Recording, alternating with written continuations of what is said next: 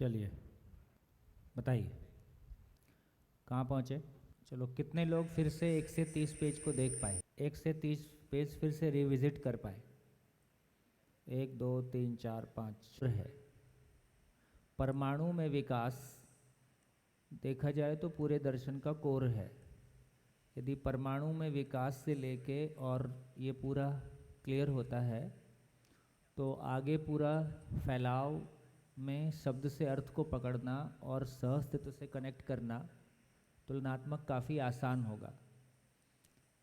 और इस पार्ट पे आपको ये लगने लगे कि हाँ मेरी पकड़ बन रही है और शब्द से अर्थ और अर्थ से वास्तविकता चाहे अभी पकड़ में नहीं आएगी लेकिन फिर भी दूर है, ऐसा नहीं लग रहा है, पकड़ा जा सकता है ऐसा लग रहा है ना। तो चलिए हाँ दशरथ भाई। पहले जब भी हेलो हेलो माइक थोड़ा आवाज़ दो। हेलो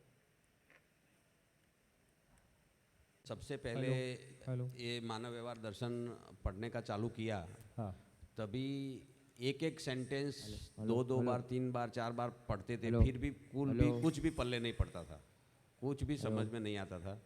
अभी जैसे जैसे ये गोष्ठी में डिस्कशन हुआ, आप भी क्वेश्चन का जवाब देते गए और अभी ये हुआ, तो कल का जो ये 20 पेज का पढ़न हुआ उसमें इतना चीज़ अभी इजी लगने का लग रहा है कि नहीं ये तो मतलब चलो ये तो अभी देखने का मतलब नहीं है, ये तो समझ में आया, ये समझ में आया, ऐसे करके मतलब आगे स्पीड से बढ़ पाते हैं। और मतलब वैसे अभी थोड़ा एक कॉन्फिडेंस भी आता है। बाकी पहले एक दो दिन तो ऐसा लग रहा था कि ये शायद अभी अपन उसमें आगे जा पाएंगे और नहीं पाएंगे, ऐसा एक लग रहा था। तो आज की डेट में अभी ये लग रहा है कि नहीं, ये सतत अपन उसका वो करेंगे तो ये इजी हो सकता है और अपने को एकदम मतलब समझ सकते हैं, वो कॉन्फिडेंस इसमें अभी आ गया है। अर्थ से जो वास्तविकता की बात है वो अभी मतलब इतना नहीं टाइम है, लगेगा। लेकिन अर्थ तक तो मालूम पड़ने लगा। बहुत बढ़िया। हाँ जी। और चेक चेक चेक चेक को कि 10 पेज हो गए, अभी फिर से इसमें ढूंढो अपने लिए क्या मिला। तो कल मैं आरती को बोल रहा था अब इसमें क्या मिलेगा, अब तो 4 बार घर में पढ़ चुका हूँ, यहाँ 3 बार पढ़ लिया, जो मिला वो बता भी दिया, वो भी लिख दिया। मैं इसको तो बोले नहीं वो मिल सकता, देख ढूंढ। तो देखा रात को कुछ नहीं मिला, सुबह फिर देखा तो वो एक अलग ही चित्र खुल गया। तो कल तक तो मेरे को ऐसा लग रहा था कि रोज रोज क्या हो 10 पेज में कहाँ से ढूंढेंगे, वही लिखा है, अब समझ में आ गया है, बता भी दिया है।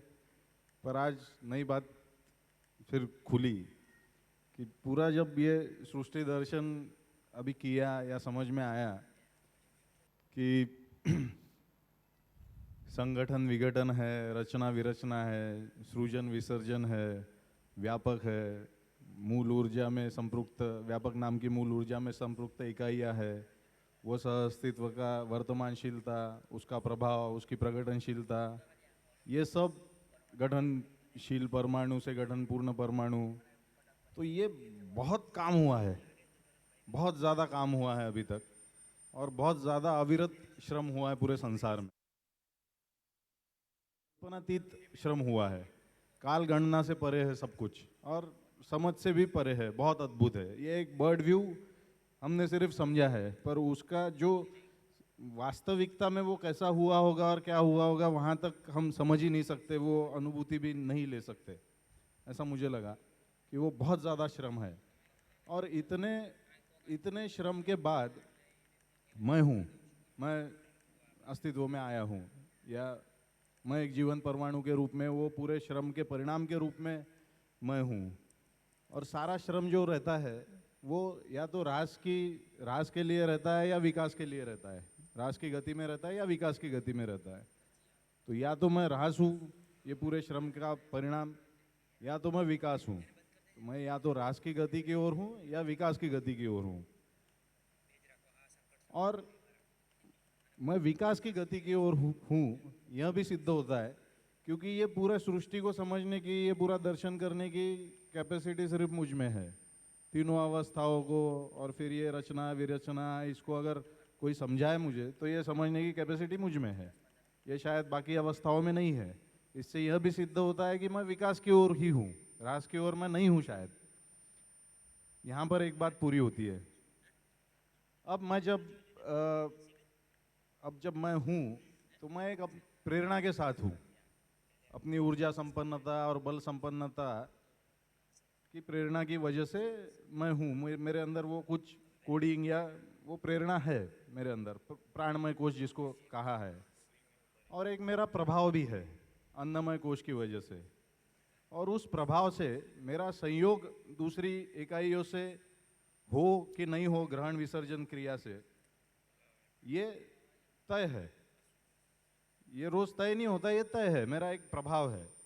और दूसरी इकाइयों का भी प्रभाव है, दूसरी चीज़ों का भी, ये सृष्टि में जो कुछ चीज़ें हैं उसका भी प्रभाव है। तो वो इकाइयों का प्रभाव और मेरा ऊर्जा संपन्नता और बल संपन्नता की वजह से, ग्रहण विसर्जन की वजह से प्रभाव, इसकी वजह से मेरा संयोग होते रहता कुछ चीज़ों से। वो मेरा अन्नमय कोश से वो चीज़ तय है। अब मेरा संयोग होने के बाद, मतलब वो मेरे हाथ में नहीं है संयोग होना, मेरे प्रभाव की वजह से वो सही, मैं उस तरफ आकर्षित होऊंगा ही और वो इकाइयाँ मेरी ओर आकर्षित होंगी ही। वो अन्नमय कोश में लिखा हुआ है, या वैसी प्रेरणा मुझ में है, वैसी प्रवृत्ति मुझ में है। अब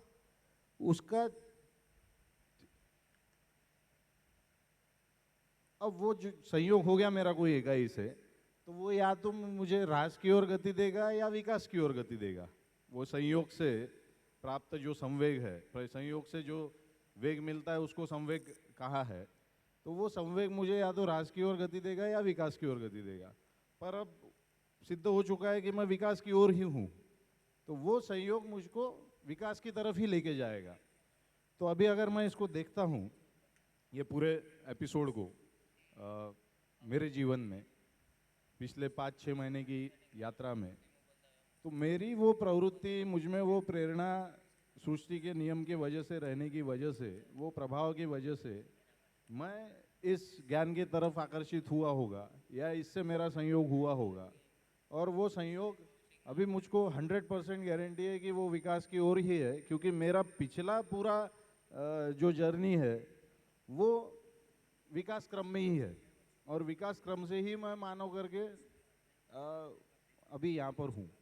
तो ये एक बात खुली, और वो पूरा यूरेका टाइप का फीलिंग आया मुझको, और अब चिल्लाऊँ कि रोऊँ कि क्या करूँ, ऐसा एक मुझको फीलिंग आया। और इसमें मेरा कोई कंट्रीब्यूशन नहीं है अभी तक के।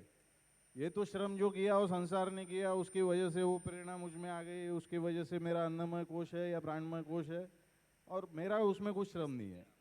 अभी मुझको मेरा जो भी श्रम रहेगा, और हर एकाएक श्रम करना ही है उसको। प्राणावस्था प्लस श्रम हुआ तो जीवावस्था हुई, जीवावस्था प्लस श्रम हुआ तो ज्ञानावस्था हुई।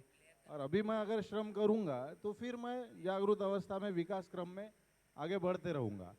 अब ब्यूटी ये है कि इसमें ऑप्शन नहीं है मुझको भी, मुझको वो करना ही है।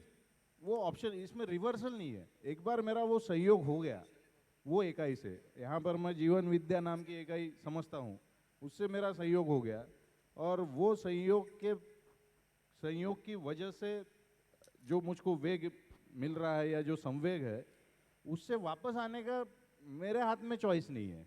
वो रिवर्सल नहीं है उसमें। एक बार आपका संयोग हो गया और आप विकास की ओर हो, तो वह आपको तो उन्नति की ओर ही जाना है, क्योंकि यथास्थिति से दूसरी आगे की उन्नत यथास्थिति, यही नियम है और वही क्रम है। तो मैं चाहूँ भी तो मैं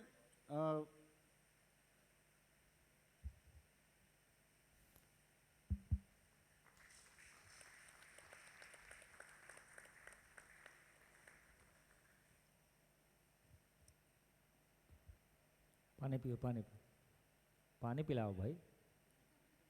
पता नहीं था, इसलिए उछल कूद और वो पूरा मैं ढूंढ रहा हूँ। समझ, मैं एक रिप्रेजेंटेशन हूँ।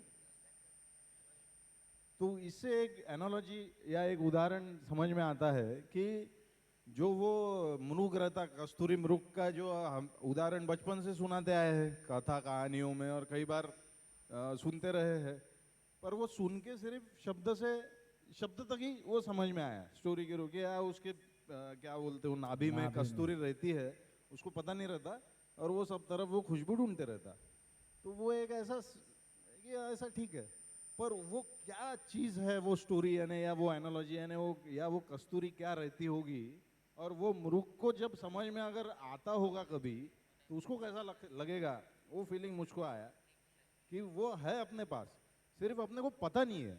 अब जब पता हो गया तो मैं उछल कूद इधर उधर करके ढूंढूं क्यों, एक जगह बैठ के बढ़िया खुशबू लेते रहूंगा, बढ़िया खुशबू लेते रहूंगा, और आजू बाजू में जो गाय बकरी बैल घूम रहे उनको भी बोला, अरे आओ इधर मेरे पास बैठो, तुमको भी खुशबू आएगी, अपने पास ही है।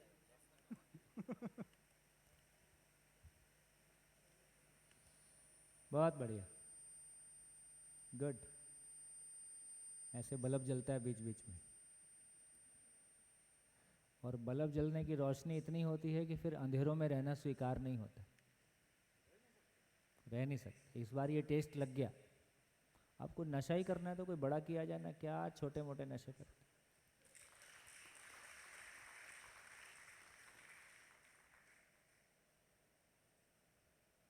बढ़िया। हाँ जी, हाँ जी, आप कुछ कहना चाहते हैं? ठीक लग रहा है? आदमी तो ठीक है। अच्छा, माइक ले लो भैया, आप माइक आपके पास पहुंच ही जाता है। नहीं, ये इतना ईमानदारी से लगे हैं कि मैं इनसे ये सीखा अभी जो बोला उससे, बिना जीवन विद्या में पूरी तरह से भीगे हुए, डूबे हुए और घिरने के बिना कोई बात बनने वाली नहीं, पूरा डूबना पड़ेगा। पूरा ही डूबना होगा, और हम ऑलरेडी डूबे हुए हैं, उसको पहचानना भर है।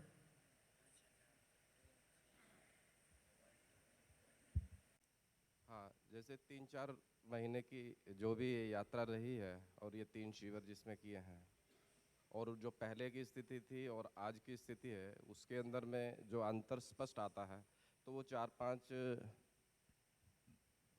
चीज़ों की ओर ध्यान जाता है उसमें। कि जैसे कि शिविर करने से पहले लगभग 14-15 साल से इसी खोज में था कि मैं कौन हूँ, करता कौन है, ये संसार क्या है, कैसे होता है, ये सब क्यों है ये।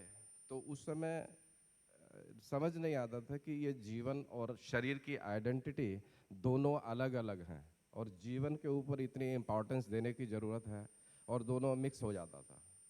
तो ये एक आइडेंटिटी, मतलब कि जीवन पूरी तरह से अलग है और शरीर अलग है, वो खाने पीने का साधन मात्र है, और जीवन एकदम से अलग है।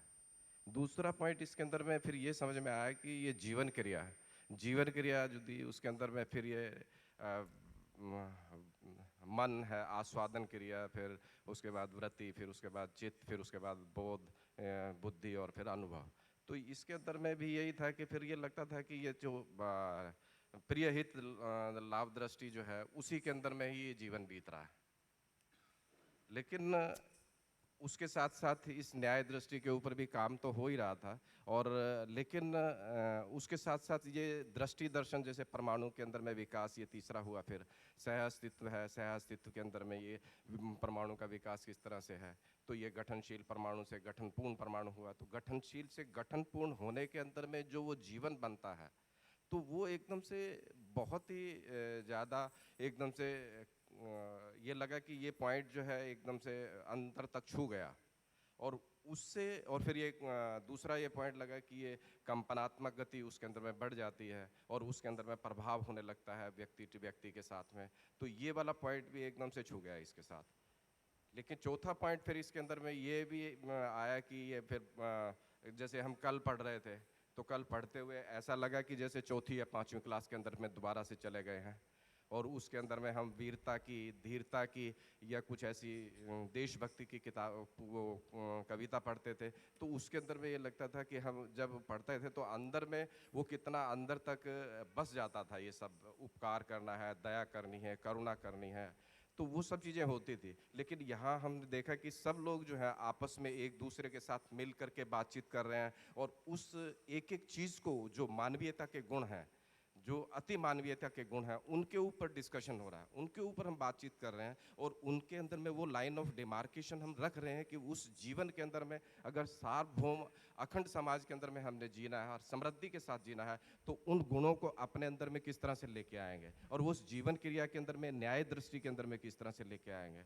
और उस बोध का जो लगता है कि उसके अंदर में चिंतन होना शुरू हुआ है और लगातार वो चिंतन चल रहा है 24/7। ऐसा लगता है कि वो जीपीएस जो है आपने मेरे हाथ में दे दिया है और वो जीपीएस के साथ में मैं अनुभव की रोशनी में कहाँ खड़ा हूँ, किस दिशा में खड़ा हूँ और क्या कर रहा हूँ, वो पूरा का पूरा ऐसा लगता है कि एकदम से कोई जादू कर दिया है। तो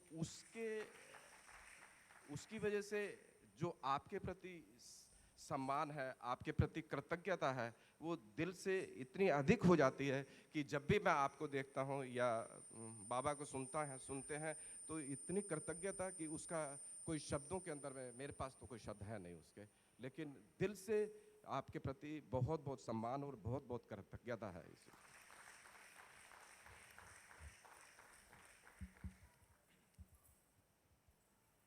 हेलो। कल जो सृष्टि दर्शन का जो अध्याय था वो चल रहा था और रात भर सपने में भी वही आता रहा। तो इनफैक्ट जब मॉर्निंग में भी उठा तो भी वही चल रहा था माइंड के अंदर।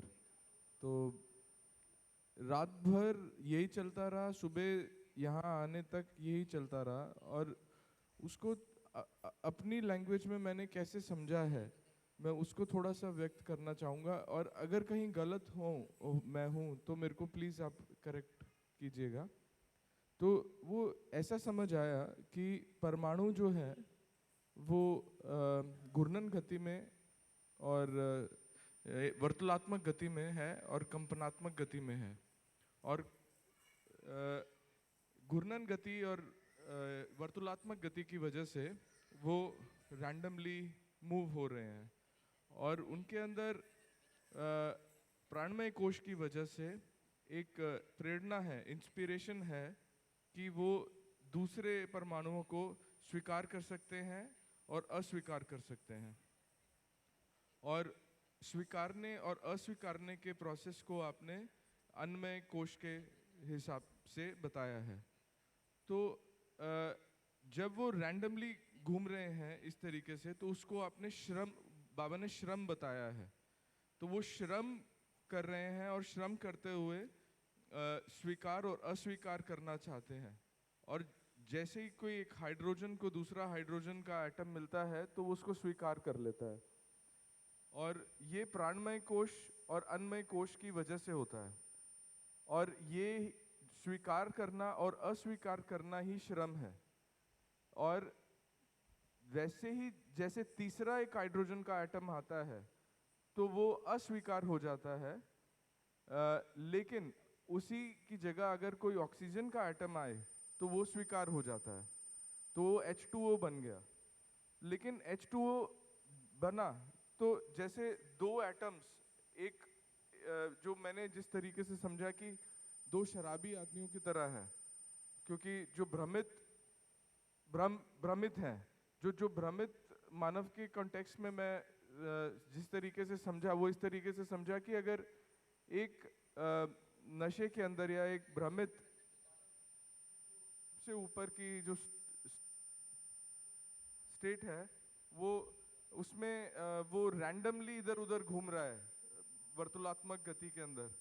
लेकिन जैसे ही उसको कोई दूसरा शराबी मिलता है तो वो उसके साथ अगर खड़ा होता है तो उनकी वर्तुलात्मक गति कम हो जाती है और एक थोड़ी सी स्टेबिलिटी आती है। उसको उन्होंने कंपनात्मक गति बोला है। तो दो रैंडम एटम्स जब मिले तो वो थोड़े से स्टेबल हुए और वो कंपनात्मक गति में कन्वर्ट हुई, वो गति जो वर्तुलात्मक ज़्यादा थी। तो ऐसे ही जब विकास क्रम होता गया तो H2O को एक कार्बन का एटम मिला और फिर एक और हाइड्रोजन का एटम मिला तो वो CH2OH बन गया, जैसे कार्बोहाइड्रेट्स बोलते हैं। तो कार्बोहाइड्रेट्स और वैसे ही प्रोटीन बना, वैसे ही न्यूक्लिक एसिड बना, जब ये भी वर्तुलात्मक गति में थे तो ये भी सहयोग ढूंढ रहे थे। तो कार्बोहाइड्रेट्स प्रोटीन से जाके मिला, प्रोटीन और कार्बोहाइड्रेट्स न्यूक्लिक एसिड से जाके मिले और कोशिका बनी।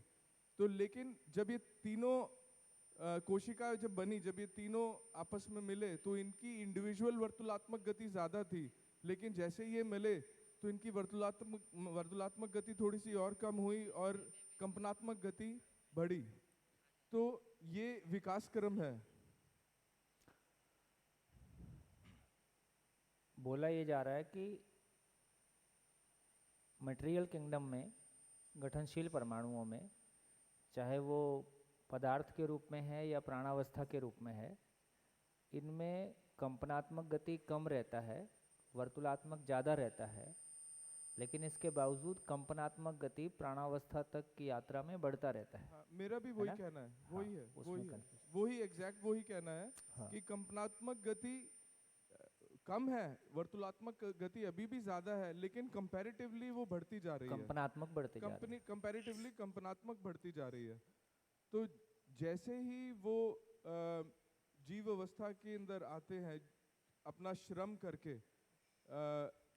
जिसमें प्राणमय कोश और अन्नमय कोश की वजह से, तो वो कंपनात्मक गति अधिक हो जाती है और वर्तुलात्मक गति कम हो जाती है। तो और कंपनात्मक गति बढ़ती रहेगी, श्रम उनका उस हिसाब से चलता रहेगा और एंड में आके जागृत मानव सिर्फ कंपनात्मक गति के साथ ही है और वर्तुलात्मक गति नील बराबर है या है नहीं। ऐसा नहीं है। थोड़ा सा प्रैक्टिकल भी देखते जाओ कि किसी भी परमाणु में वर्तुलात्मक गति का मतलब है कि मध्यांश में कुछ अंश हैं जो स्पिन मोशन के साथ हैं, ऑर्बिट में कुछ अंश हैं जो स्पिन मोशन के साथ ऑर्बिटल मोशन में भी हैं। तो ये गति जीरो कैसे हो जाएगी? बल्कि देखा जाए तो ये पदार्थ में जो हो सकता है कि जो जड़ संसार में वर्तुलात्मक गति है उसकी तुलना में वो वर्तुलात्मक गति हो सकता है ज़्यादा ही है, लेकिन कंपनात्मक गति उससे भी ज़्यादा है। तो एक तो ये रिलेशन नहीं है कि कंपनात्मक बढ़ रही है तो वर्तुलात्मक कम हो रही है, ऐसा रिलेशन नहीं कहा जा रहा है। तो जड़ संसार में कंपनात्मक ज़्यादा कम है, वर्तुलात्मक ज़्यादा है, लेकिन मिट्टी, पत्थर, धातु, मणि और कोशिकाएं इस क्रम में कंपनात्मक गति बढ़ रही है तो भी वर्तुलात्मक गति ज़्यादा है। ये देखने वाले ने देखा, हमने नहीं देखा, मैंने भी नहीं देखा। परमाणु की गतियों का मैं दृष्टा नहीं हूँ, ठीक है, लेकिन वो जो लिखा हुआ भाषा है, जो सुना हुआ भाषा है, उसको समझने की कोशिश कर रहे हैं। तो मैंने उसको कैसे समझा कि वर्तुलात्मक गति है, उसके होने का स्वरूप है।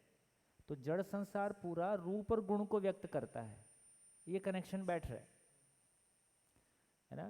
जैसे ही जड़ गठन पूर्वक, विकास पूर्वक जीवन हुआ, अब उसमें कंपनात्मक गति मैक्सिमम हो गया जितना एक परमाणु में हो सकता है।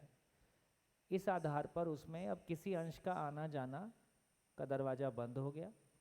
इस क्रम में केंद्र में एक अंश और परिवेश में 2, 8, 18, 32 का जो भी सेटिंग हुआ, इस क्रम में वो बाहर से मुक्त हो गया। बाहर से मुक्त हो गया तो अणुबंधन से भी मुक्त हो गया। अब उसका जो नेचर बदला तो जीवन और मूल ऊर्जा के सहअस्तित्व में व्यक्त प्रभाव अब आशा के रूप में व्यक्त है।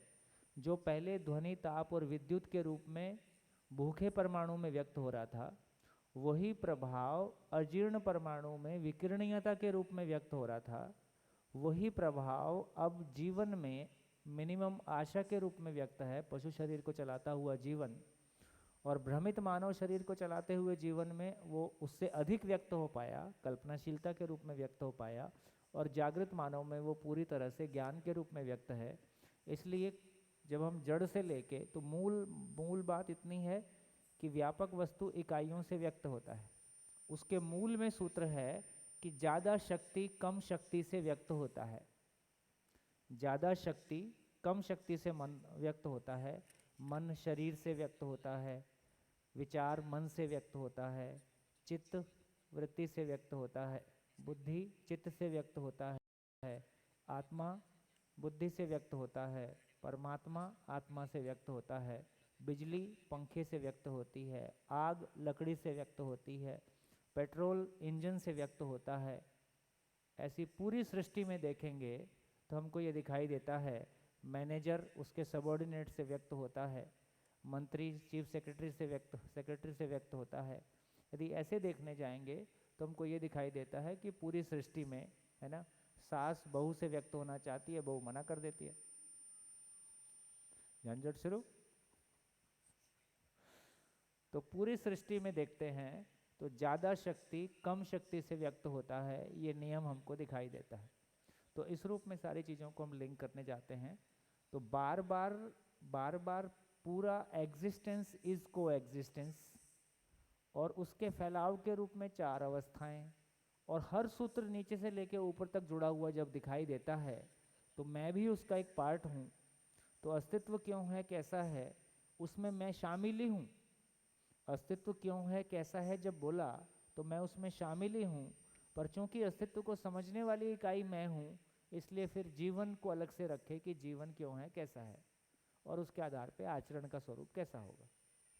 बढ़िया, बहुत बढ़िया, ठीक लग रहा है? बिल्कुल ठीक है। और एंड में वही आया कि जो जागृत मानव के से अगर व्यक्त होता है तो वो वाइब्रेशंस हाँ के थ्रू व्यक्त होता है। हाँ, मतलब हो तो रहा है, भ्रमित मानव भी वाइब्रेशन से ही व्यक्त हो रहा है।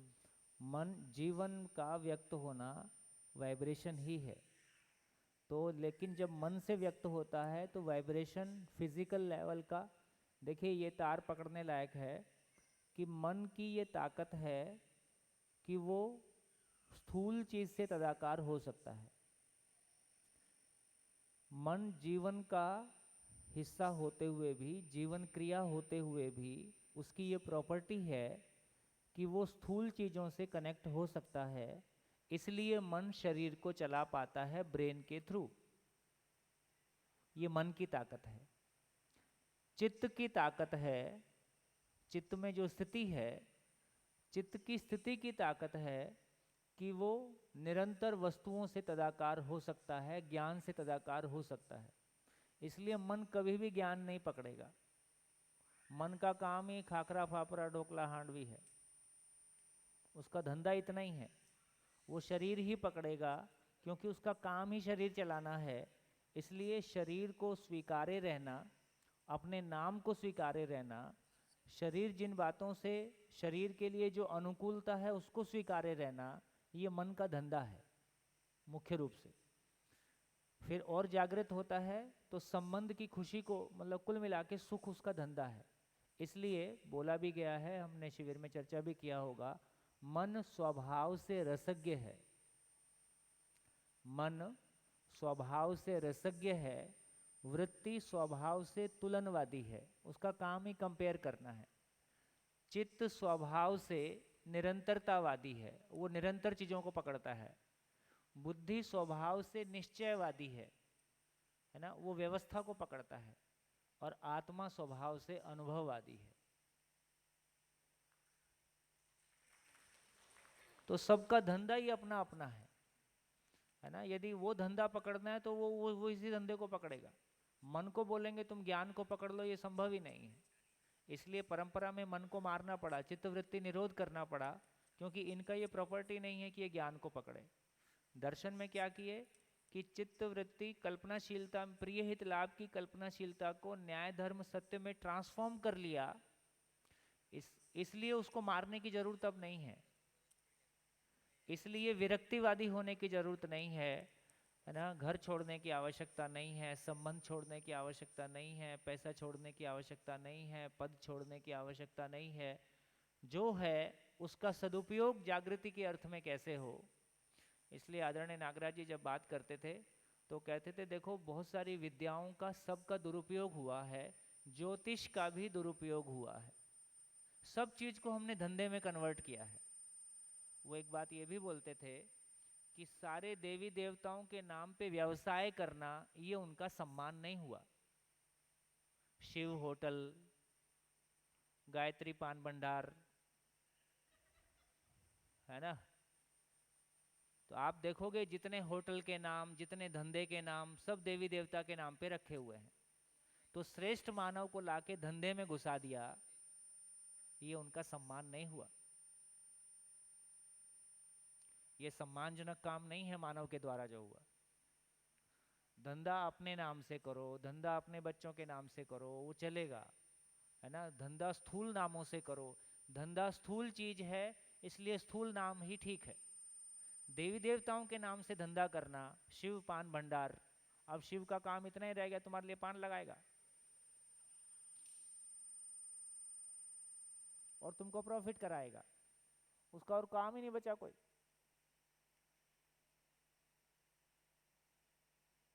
बात ध्यान जा रही है? सोचने लायक बात है, ऐसा बोलता है। ज्यादातर धंधे अब आप पढ़ के देखना बोर्ड जाते समय, तो ज्यादातर आप बोर्ड देखोगे वो देवी देवता महापुरुषों के नाम पे है।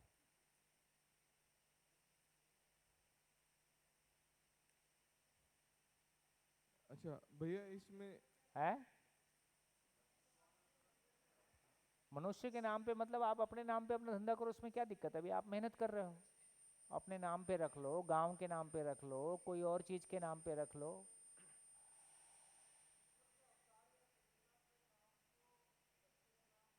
हाँ, उसमें तो भी चलेगा, अपने बच्चों के नाम रख लेना उस नाम पे, तो हम ये अपेक्षा कर रहे हैं कि हमारे बच्चे उनके जैसा बनेंगे, तो अपने बच्चे का नाम शिव रख लेना, इसमें दिक्कत नहीं है। मतलब मानव को मानव की जगह में ही बना के रखो, उसको पान में मत ले जाओ, होटल में मत ले जाओ।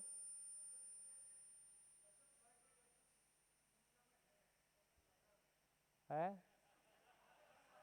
दर्शन दशरथ भाई है,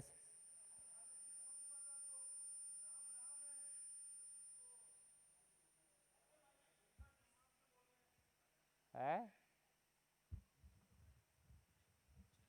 भाई दशरथ भाई को देख के मैं ज्यादा नहीं बोल सकता, क्योंकि ये तो परिवार में दशरथ की भूमिका में होंगे, ऐसा इनके मैंने भाई से थोड़ा बातचीत की समझ में आया। लेकिन बाकी सामान्यतः अब तक जिन लोगों से मिला, जिनके नाम किसी ईश्वर के अवतार के देवता के उस पे हैं, तो कई बार गुस्सा आ रहा है, पर नहीं नाम ठीक तो है, वो ईश्वर का हो जाए ऐसी अपेक्षा तो है ही है। अभी नहीं हो पा रहे, कल हो जाएंगे, भी 100 साल बाद हो जाएंगे, 2000 साल बाद हो जाएंगे, जो भी होगा, पर यहाँ तक चलेगा। बढ़िया। हाँ, माइक। एक और चीज़ ये पूछना जो चाह रहा था कि जैसे ये पूरा विकास क्रम होता हुआ आया, तो ये ब्रेन की जो डेवलपमेंट है, ब्रेन का जो विकास है, तो ये ब्रेन का विकास अभी तक उच्चतम है, क्या ऐसा कहना सही है? हाँ, क्यों इसके बाद भी तो हाँ। विकास हो सकता है? देखिए, इनके प्रश्न पे यदि आप सबका ध्यान गया तो डार्विन जब मानव का विकासवाद पढ़ाते हैं तो वो मानव का विकासवाद है कि शरीर का विकासवाद।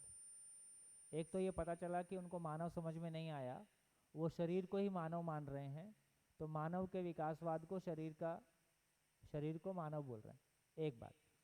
दूसरा, डार्विन ये नहीं बता रहे हैं कि ये और डेवलप होगा कि नहीं होगा, खोपड़ी एक ही रहेगी कि 2 आ जाएंगी, है ना, उंगलियां 5 ही रहेंगी कि 10 हो जाएंगी, तो फ्यूचर में ये और डेवलप होगा कि नहीं होगा, तो ये कब तक नहीं बताया जा सकता। तो कोई मशीन का इवोल्यूशन तब तक होता रहेगा जब तक वो पर्पस सिद्ध ना हो जाए। तो शरीर का पर्पस है कि शरीर के माध्यम से जीवन एग्जिस्टेंस को उद्घाटित कर सके। यदि शरीर के माध्यम से एग्जिस्टेंस उद्घाटित हो गया, इसका मतलब अब शरीर का विकास पूरा हो गया।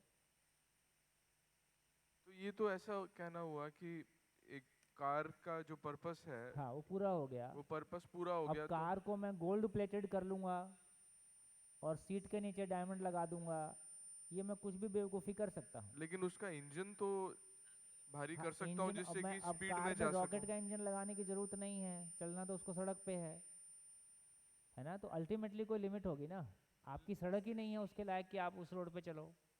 लेकिन जैसे जागृत होना, हाँ, या ज्ञान लेना, फिर जागृति के बाद और समझ में आएगा इतनी स्पीड की वैसी जरूरत नहीं है, ये शरीर के लिए ठीक नहीं है, एक लेवल से ज़्यादा की स्पीड शरीर के लिए उचित नहीं है।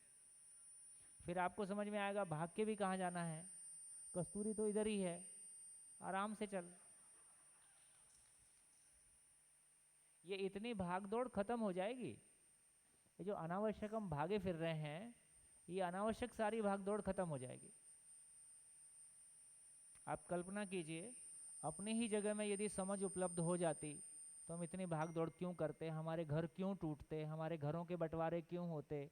जो ताकत एक दूसरे का बुराई करने में, एक दूसरे को नुकसान पहुंचाने में, बिजनेस के नाम पे एक दूसरे को पीछे करने में लगी, वो ताकत इस धरती को समृद्ध करने में लगती, परिवार को समृद्ध करने में लगती, गांव को समृद्ध करने में लगती, और ज़्यादा समय हमारा ज्ञान के लिए लगता, कम समय हमारा वस्तु के लिए लगता।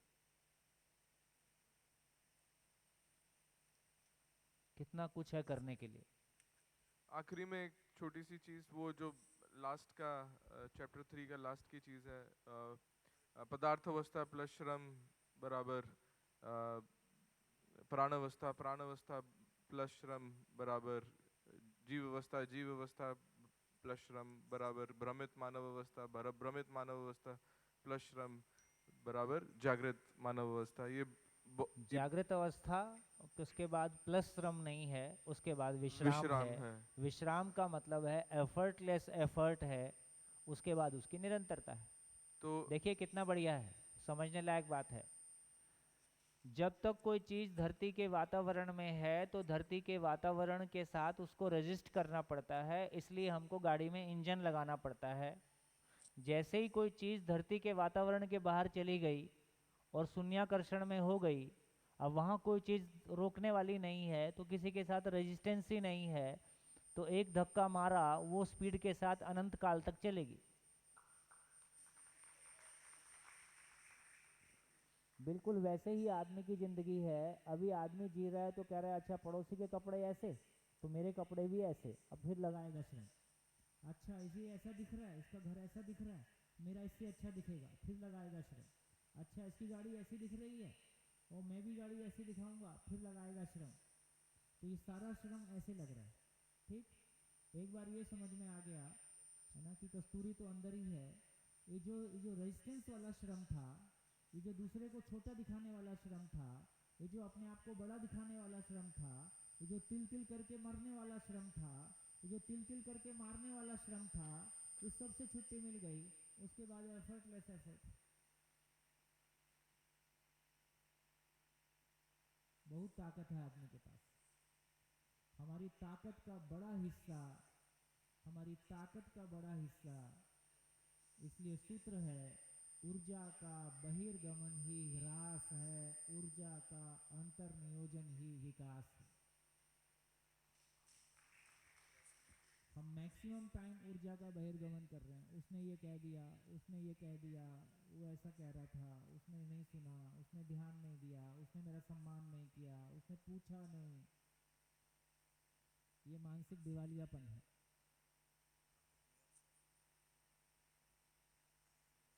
तुमने खुद को पूछा क्या? तुमने अपने आप पे ध्यान दिया क्या? तुमने तुम्हारी कस्तूरी पे ध्यान दिया क्या? अपनी कस्तूरी का पता नहीं, दूसरे के कपड़े फाड़ रहे हो।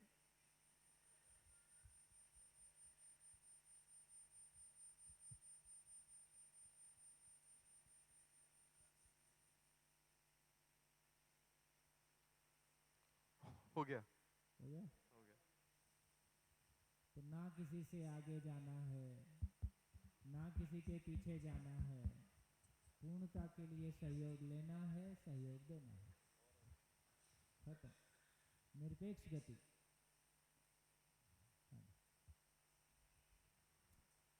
एक मिनट माइक शिफ्ट। देखिए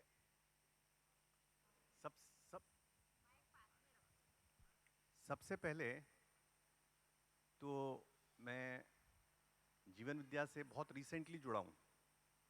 ये तीसरा शिविर है और तीनों शिविर सोम भाई ने कराए हैं। पहला हापुड़ में और 2 यहाँ पे, दोनों मैंने किए। तो मेरे को ऐसे लगता है कि जीवन का जो रहस्य है वो शायद मेरे लिए उसका खुलना शुरू हो गया। असल में पहला रहस्य तो मेरा खुला पहले शिविर में, और मेरे को लगता है कि सोम भाई में कुछ है तो हटके कुछ, क्योंकि जिस तरह से वो बताते हैं तो जैसे मूल ऊर्जा, खाली स्थान, ये जो चीजें हैं ना, ये समझ में नहीं आती। मैंने भी बहुत देखा साइंस में इधर उधर, काफी मेरे को कंप्यूटर में, टेलीकॉम वगैरह में इधर उधर काफी इंटरेस्ट था, सब कुछ देखा, बहुत सारे बाबाओं से भी मिला है, कम से कम 10-20 बाबाओं से मिला। हाँ, जो भी मतलब आज के टॉप के। ओशो से मिला था 1980 में। तो खैर ये यात्रा रही बहुत लंबी। तो जहां तक जीवन विद्या का सवाल है, तो जीवन विद्या में पहला रहस्य जो मेरा खुला वो मूल ऊर्जा को लेके पहले शिविर में, और उसने मेरे को इतना हिला दिया कि घर जाने के बाद फिर 1 हफ्ते के बाद 1 हफ्ता मेरे को लगा संभलने में, और मैंने ऊपर खूब मनन किया, और जो भी मेरे पास सूचनाएं थी अंदर उनको कनेक्ट करने की कोशिश की। और अब यहां पे जब तीसरे शिविर में जब बैठा, तो कल जब किताब ये सब पढ़ रहे थे, तो उसमें देखा कि उसमें उन्होंने फिर दोबारा से एक और बहुत बड़ा रहस्य खुला। वो जो सेंटेंस है ना, वो कि ज्ञान ही व्यापक सत्ता है। ज्ञान ही व्यापक सत्ता है। अभी तक तो ज्ञान को ढूंढ रहे थे यार, ज्ञान हो जाए, ज्ञान हो जाए। अब ज्ञान को वापस कर दिया, व्यापक सत्ता में डाल दिया उल्टा। तो ये मेरे लिए जो है बहुत ही एक बड़ा, और रात भर में मतलब इसी को विचारा मैंने। फिर मैं गरबा में आना चाहता था पर आया नहीं, मैंने कहा इसी को कर लेते हैं आज। तो अब उसमें जो मेरे को समझ में आया वो थोड़ा सा मैं आपको बताता हूं, और फिर उसके बाद थोड़ा सा यंग जनरेशन के लिए कुछ मेरे पास सजेशंस हैं, वो बताऊंगा। जो मेरे को समझ में आया है व्यापक सत्ता के बारे में, वो ये है कि व्यापक सत्ता की समझ ही ज्ञान है। अगर आपको व्यापक सत्ता समझ में आ जाएगी तो यही ज्ञान है, ये मेरी समझ कहती है। कुछ गलत हो सकता है शायद। व्यापक सत्ता में समझ ही ज्ञान। व्यापक सत्ता में की बोलने से आप उससे बाहर निकला। अच्छा, में व्यापक सत्ता में समझ ही ज्ञान है। व्यापक, क्योंकि वो हम तो है ही ना उसके अंदर, तो उसको मैं कर लीजिए। व्यापक सत्ता में समझ ही ज्ञान है। अब इसको जो है ना, इसके ऊपर जब मनन किया तो मेरे को एक चीज बेसिक जो है क्लियर होने लगी। वो ये थी कि समझने की कोशिश करने लगा मैं, समझने की कोशिश की, तो ये समझ आया कि समझ क्यों नहीं आता। तो उसको जब थोड़ा डिटेल में अब देखेंगे तो उसको जो है, क्योंकि मैं थोड़ा सा नॉन डुअलिटी वगैरह के ऊपर काफी मैंने पहले पढ़ा था, अद्वैत कहते हैं जिसको, तो शायद वो उससे रिलेट हुआ थोड़ा। तो समझ क्यों नहीं आता? तो मानव की जो समझ है, अगर मानव निर्मित चीजें हैं तो वो मानव समझ लेता है, क्योंकि एक तो उसमें परंपरा भी बनी हुई है। जैसे सिविल इंजीनियर है तो सिविल इंजीनियर का है परंपरा, तो वो समझ लेता है। आप हर आदमी ना समझ पाए, पर परंपरा बनी हुई है। तो जितनी भी मानव निर्मित चीजें हैं वो समझ में आ जाती हैं, कम से कम कुछ लोगों को तो आ ही जाती हैं। पर जितनी भी जो है नेचर से बनी हुई चीजें हैं, अब नेचर से बना क्या, परमाणु, सेल, व्यापक स्थान, ठीक है ना, गैलेक्सीज, तारे, ये सब नेचर ने जो बनाए हैं, वो समझ में नहीं आते। तो वहां पे जब ध्यान से देखा गया तो जो मानव का जो समझने का जो सिस्टम है, ब्रेन, वो द्वैत पे आधारित है, यानी कि 2, 0 और 1। इसीलिए हमने डिजिटल कंप्यूटर्स बनाए। जो हमारे जितने कंप्यूटर हैं वो 0 और 1 पे चलते हैं। दो ही उसमें होता है, बस 2 ही स्टेट होती हैं, 0 और 1। और हमारा माइंड भी इसी तरह चलता है, 0 और 1। और अभी उसकी स्पीड धीरे धीरे बढ़ती जा रही है। असल में मेरे को कंप्यूटर में काफ़ी इंटरेस्ट था स्टार्टिंग से। तो सबसे पहले इंजीनियरिंग करने के बाद मैंने नौकरी IBM में की 1978। हालांकि उस टाइम IBM को बाहर निकाल दिया था तो मेरी नौकरी भी खत्म हो गई और मैं गवर्नमेंट पे आ गया फिर। बट कंप्यूटर्स जो है, पहले आपने देखा होगा म्यूजियम में अभी मिल जाएंगे, इससे बड़े बड़े हॉल से बड़े बड़े होते थे, और उनकी पावर आपके सेल में कंप्यूटर है उसकी करीब 1/100 टाइम्स होती थी सिर्फ। और मैंने ही जब IBM में कंप्यूटर हैंडल करता था तो वो कम से कम इतना बड़ा होता था, यहां से यहां तक। तो वो मैंने हैंडल किए हैं। पहले असल में ये स्टोरेज वगैरह बड़ा मुश्किल होता था, टेप्स होते थे बहुत बड़े बड़े, मैग्नेटिक टेप वगैरह, उनको हैंडल करते थे सारा, तो बहुत ज़्यादा। तो असल में, और हमारे टाइम में तो जैसे मैंने 72 से 77 में इंजीनियरिंग किया, तो उस टाइम जो है साइंटिफिक कैलकुलेटर भी नहीं होते थे, या बहुत कॉस्टली होंगे शायद, तो हम स्लाइड रूल यूज़ करते थे। आपने भी शायद यूज़ किया होंगे स्लाइड रूल, नहीं तब तक ख़त्म हो गए। तो पहले स्लाइड रूल होता था एक, वो यूज़ करते थे, तो क्योंकि साइंटिफिक कैलकुलेटर होते नहीं थे। तो अभी कंप्यूटर, डिजिटल कंप्यूटर आने से आपने देखा कि लाइफ कितनी आसान हो गई है। जो इंटरनेट है, इसका जो कमाल है, ये सारा डिजिटल कंप्यूटर की वजह से है, क्योंकि अगर कंप्यूटिंग पावर इतनी ज़्यादा नहीं होगी तो इतना ज़्यादा इंफॉर्मेशन फ्लो नहीं कर सकती। तो आपके लिए कितनी सुविधा हो गई। तो इसी तरह जो है ये जो अद्वैत है, फॉर्चुनेटली इसको समझने के लिए भी अब काफ़ी आगे हम बढ़ गए हैं। और डिजिटल कंप्यूटर के बाद अगर आप में से कुछ को आइडिया हो तो क्वांटम कंप्यूटर ऑपरेशनल हो गए हैं। ये अद्वैत पे आधारित होते हैं। IBM का 5 बिट का क्वांटम कंप्यूटर जो है वो इंटरनेट पे अवेलेबल है, उस पर आप प्रोग्रामिंग कर सकते हैं। उसके करीब 80,000 यूजर हैं दुनिया में, तो आप प्रोग्रामिंग कर सकते हैं उस पर। पर क्वांटम कंप्यूटर में प्रॉब्लम ये है, नॉर्मली अभी जो क्वांटम कंप्यूटर है वो बहुत बड़े साइज के हैं, क्योंकि वो सुपर कंडक्टिविटी पे काम कर रहे हैं। आगे जो आगे प्रोजेक्ट आ रहा है वो फोटोन पे काम करेंगे तो छोटे हो जाएंगे, क्योंकि फोटोन भी डुअल नेचर है, आपको पता है, फोटोन पार्टिकल भी है, फोटोन वेव भी है। तो इसके लिए जो चीज चाहिए होती है वो डुअल नेचर की चाहिए होती है। तो इस पे जो है अभी जैसे IBM ने 50 क्वांटम बिट का कंप्यूटर बनाया है, गूगल ने 72 क्वांटम बिट का कंप्यूटर अवेलेबल हो गए। ये कोई ऐसी चीज मैं थ्योरेटिकल नहीं बता रहा आपको कुछ भी। तो मेरा कहने का मतलब है कि जो भी अद्वैत के सिस्टम्स हैं, परमाणु से लेके और गैलेक्सी तक, इनका जो सिमुलेशन और मॉडलिंग से हम इनको जान सकते हैं, और शायद इस तरह से इनकी भी एक परंपरा बनेगी कभी।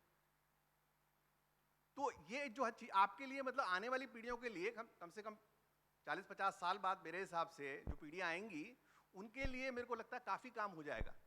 तो समझना, जितना हमारे को लगता है आजकल द्वैत को समझने में जो भी मुसीबत है, उतनी मुसीबत रह जाएगी, क्योंकि अद्वैत को अभी तो समझना ऑलमोस्ट इम्पॉसिबल लगता है।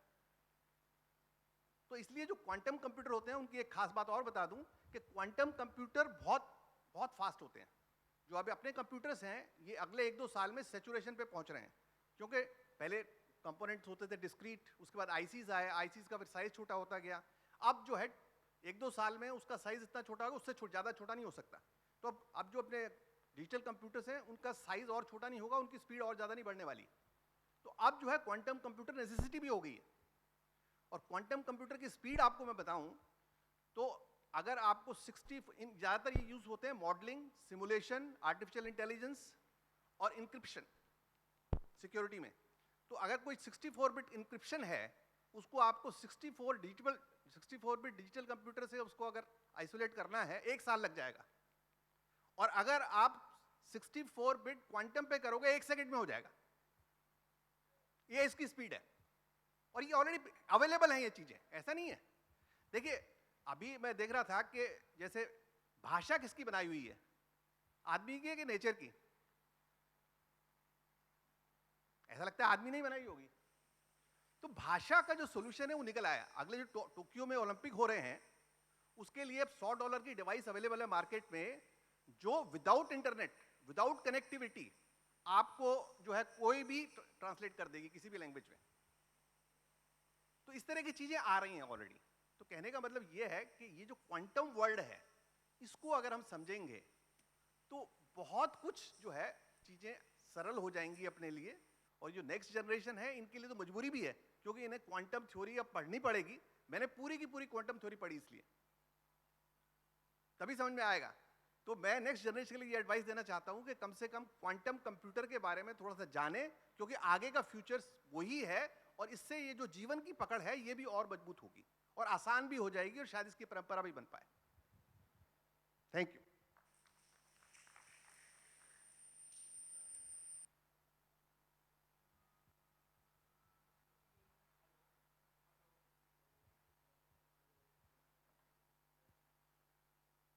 कितने लोगों को अब तीसरे सत्र के बाद ये लगने लगा है कि समझना सुखदाई काम है? ठीक हो गया। अपने स्कूल डेज में यदि आप किसी भी क्लास में देखोगे तो 2 या 3 बच्चे रहते हैं जो इसलिए पढ़ते हैं कि उनको पढ़ने में मज़ा आता है, किसी भी क्लास में। बाकी सारे या तो मार्क्स के लिए पढ़ रहे होते हैं, या फ्यूचर में जॉब चाहिए इसलिए पढ़ रहे होते हैं, या माँ बाप का दबाव होता है इसलिए पढ़ रहे होते हैं, या सब पढ़ रहे हैं इसलिए पढ़ रहे होते हैं, है ना। केवल 2-3 बच्चे मिलेंगे जो जिनको पढ़ने में ही मज़ा आता है, बस इसलिए पढ़ रहे होते हैं ना। उनको फर्स्ट आने से मतलब होता है ना। कुछ लोग फर्स्ट आने के लिए पढ़ रहे होते हैं, है ना।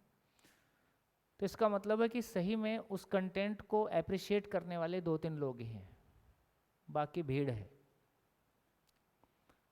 हमने अपने परिवारों में देखा, जब मैंने जीवन विद्या ज्वाइन किया था तो मैंने पहला शिविर 97 दिसंबर में किया है। डॉक्टर सत्या आईआईटी दिल्ली के प्लाज्मा फिजिक्स के साइंटिस्ट थे, जिन्होंने पहली बार आदरणीय नागराज जी के बाद, आदरणीय नागराज जी जीवन विद्या शिविर स्टाइल में नहीं करते थे, वो अपने दर्शन को ही वो अपने तरीके से कहते थे। और उनका कहा हुआ बहुत इंटेलेक्चुअल होगा तो पकड़ में आएगा, नहीं तो सामान्य आदमी के पकड़ में आने की स्थिति में नहीं था। मतलब हम लोग भी बहुत अच्छे से पकड़ पाते थे, ऐसा नहीं था। तो मेरे आने तक ये मैसेज बहुत क्लियर था कि ये कोई बहुत हाई इंटेलेक्चुअल चीज़ है और ये कुछ ही लोगों को समझ में आने लायक चीज़ है, और कुछ ही लोग थे उस समय तक।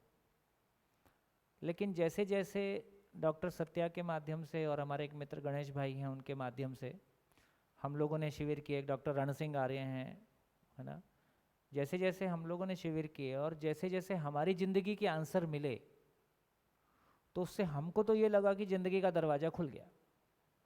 तो हमने अपनी ज़िंदगी में जहाँ भी परेशानियाँ देखी, व्यक्तिगत देखी, परिवार को लेके, समाज को लेके, राजनीति को लेके, बाजार को लेके, एजुकेशन को लेके, जितने भी डायमेंशन हो सकते हैं, है ना, सबको आधा अधूरा जीने की जो भी कोशिश की, तो हमको तो ये लगा कि ज़िंदगी का दरवाज़ा मिल गया।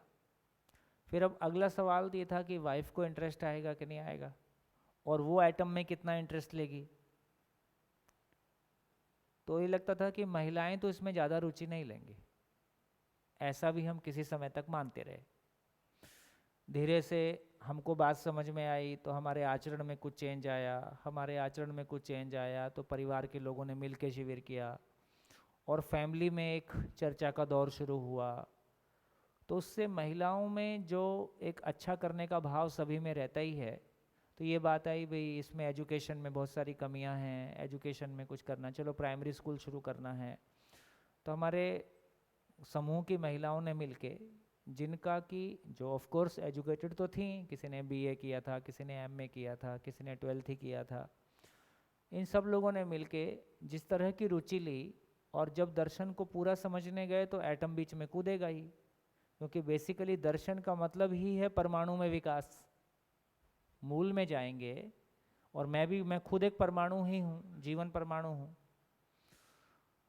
तो महिलाओं में से कुछ महिलाओं ने दोबारा वो 7th क्लास से लेके 10th तक की साइंस की किताब फिर से उठाई, क्योंकि उनको एटम याद ही नहीं था। तो उनको लगता था कि हमको साइंस नहीं पढ़े। अच्छा, हम लोग जो थोड़ा सा इंजीनियरिंग बैकग्राउंड से थे, साइंस बैकग्राउंड से थे, तो हमको एटम के बारे में थोड़ी सी सूचना पहले से भी थी, और थोड़ा सा साइंटिफिक इंजीनियरिंग करने की वजह से हो सकता है थोड़ा सा साइंटिफिक माइंडसेट था। तो शुरुआती दौर में ये भी देखा गया कि जो साइंस और इंजीनियरिंग बैकग्राउंड वाला वर्ग है, वो इस दर्शन को ज़्यादा अप्रिशिएट कर पाया। अभी भी जितने प्रबोधक हैं उसमें से अधिकांश लोग इंजीनियर्स हैं। तो कुछ लोग पूछते हैं ये इंजीनियर क्यों ही ज़्यादा समझ में क्यों आता है। तो मैं सोचता हूँ कि शायद इंजीनियर ही बेचारा मटेरियल के साथ काम करता है, सबसे लोअर, है ना, अवस्था के साथ इंजीनियर ही काम करता है, इसलिए जल्दी बोर हो जाता होगा, इसलिए वो किसी तलाश में जल्दी निकल जाता है ना। भाई टीचर आदमी के साथ काम करता है, डॉक्टर आदमी के शरीर के साथ काम करता है, प्लांट वाला प्लांट के साथ काम करता है, एनिमल वाला पोषक पटेल जी टाइप एनिमल के साथ काम करता है। तो लेकिन ये एक बात है, लेकिन मैंने ये देखा कि महिलाओं में दोबारा से, जब 12th में 10th में हमने सेल पढ़ा था, तो हमको सेल भी उस समय अभी बहुत याद नहीं है यार, वो सेल क्या था, प्लांट सेल क्या था, एनिमल सेल क्या था। तो एक बार फिर से ये रुचि जगी कि फिर से पूरा पढ़ के देखा जाए, और लोगों ने पढ़ा। इसका मतलब उस एग्जाम्पल से भी और आज अपनी सभा में भी देख के हमारा ये ध्यान जाता है कि ज़िंदगी कोई थंब रूल नहीं है, टोटका नहीं है, कोई टिप्स नहीं है, कोई मोटिवेशनल प्रोग्राम नहीं है। गांधी जी की जीवनी पढ़ के मेरी ज़िंदगी में हैंडल नहीं कर सकता। राम भगवान की ज़िंदगी पढ़ के और कृष्ण भगवान की ज़िंदगी पढ़ के मैं मेरी ज़िंदगी हैंडल नहीं कर सकता, क्योंकि जो घटनाएं राम भगवान की ज़िंदगी में घटी वो मेरी ज़िंदगी में घटेंगी नहीं। अब मेरी वाइफ को लेके ही नहीं गया, मैं कहाँ जाऊँ अब किसके पीछे? घटनाक्रम ही एकदम अलग है।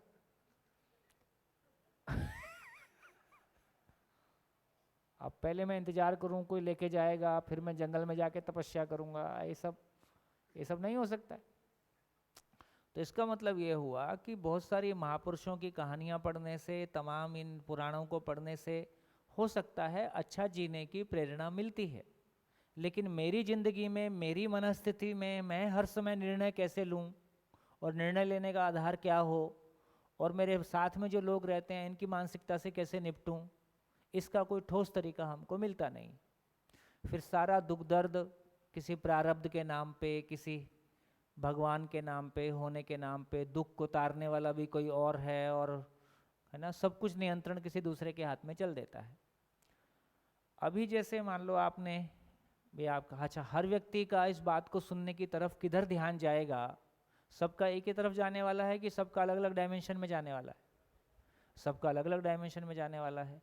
अच्छा, पहले लोगों का ध्यान अलग अलग डायमेंशन में जाता भी था तो कोई बताना नहीं चाहता था।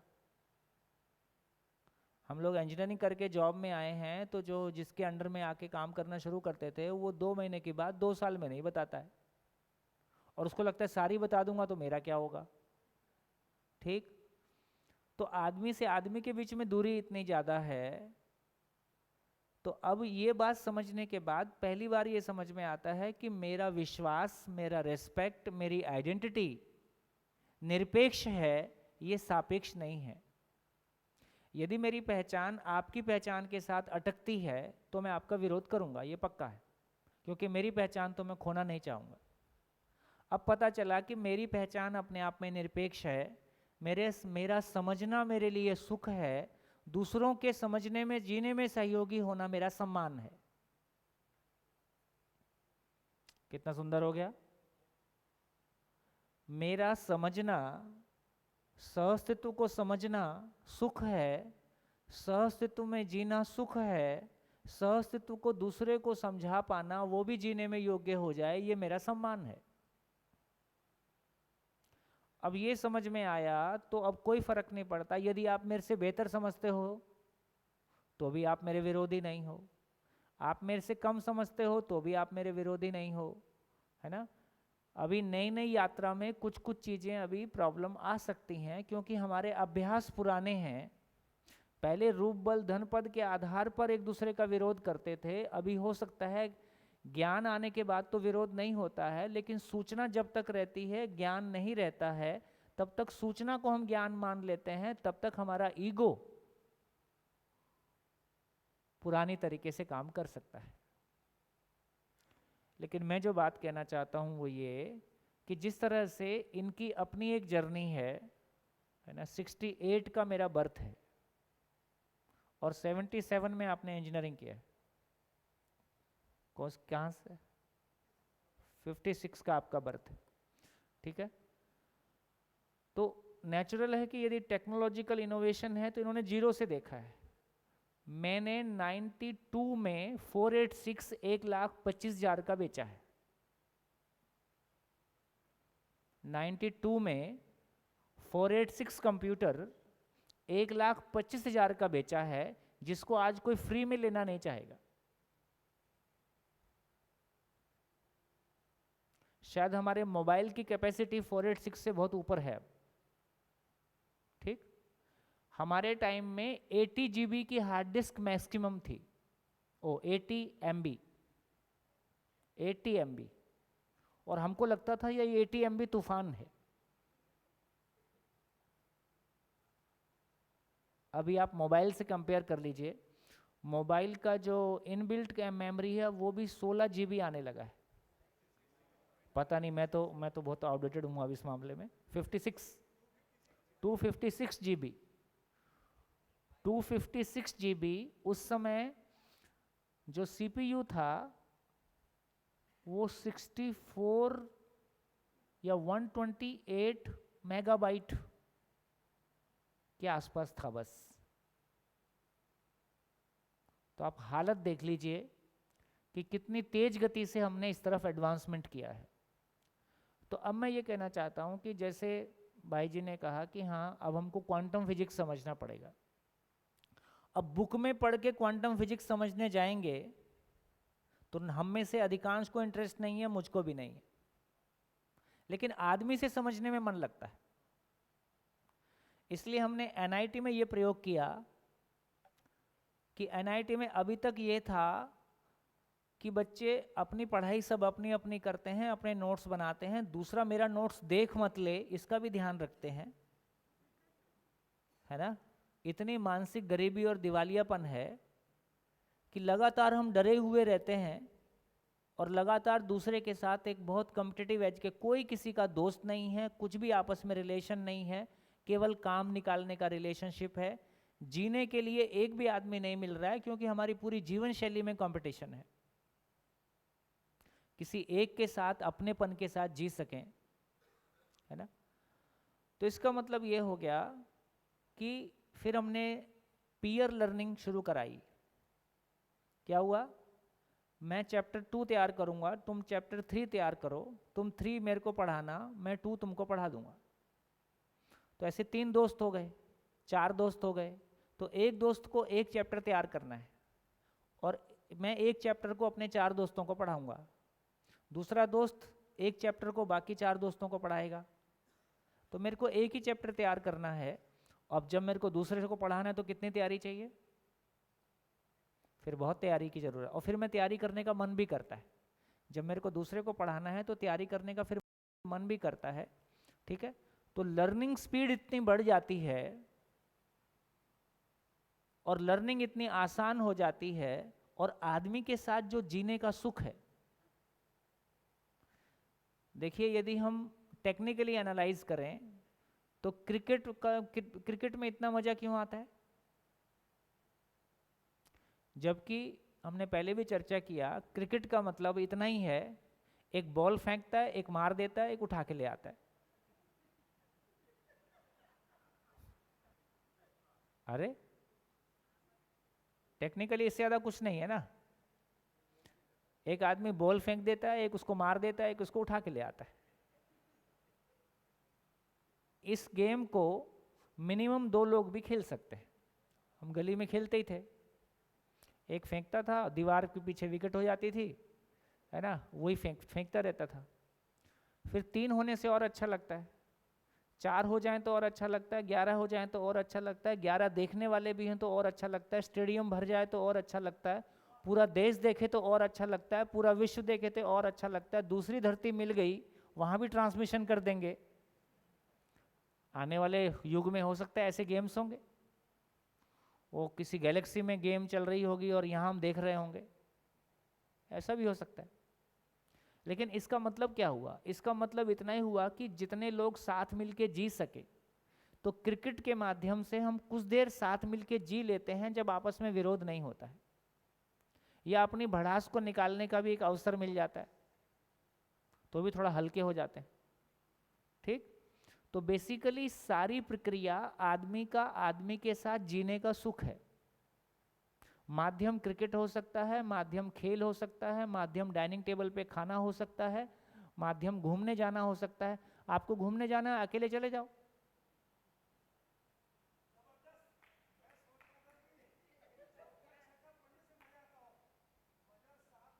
चौका छक्का पड़ने का भी जो मजा है वो आदमी की जो परफेक्शन की पूर्णता की सेंस है। तुम कैसा भी फेंको, मैं बॉल बाउंड्री के बाहर भेज दूंगा, ये मेरी दम है। वो कहता है कि तुम कैसा भी खेलो, मैं बॉल विकेट में घुसा दूंगा। वो कहता है तुम कैसे भी मारो, मैं बॉल को बाउंड्री तक जाने नहीं दूंगा। तो सब अपनी अपनी परफेक्शन को व्यक्त कर रहे हैं।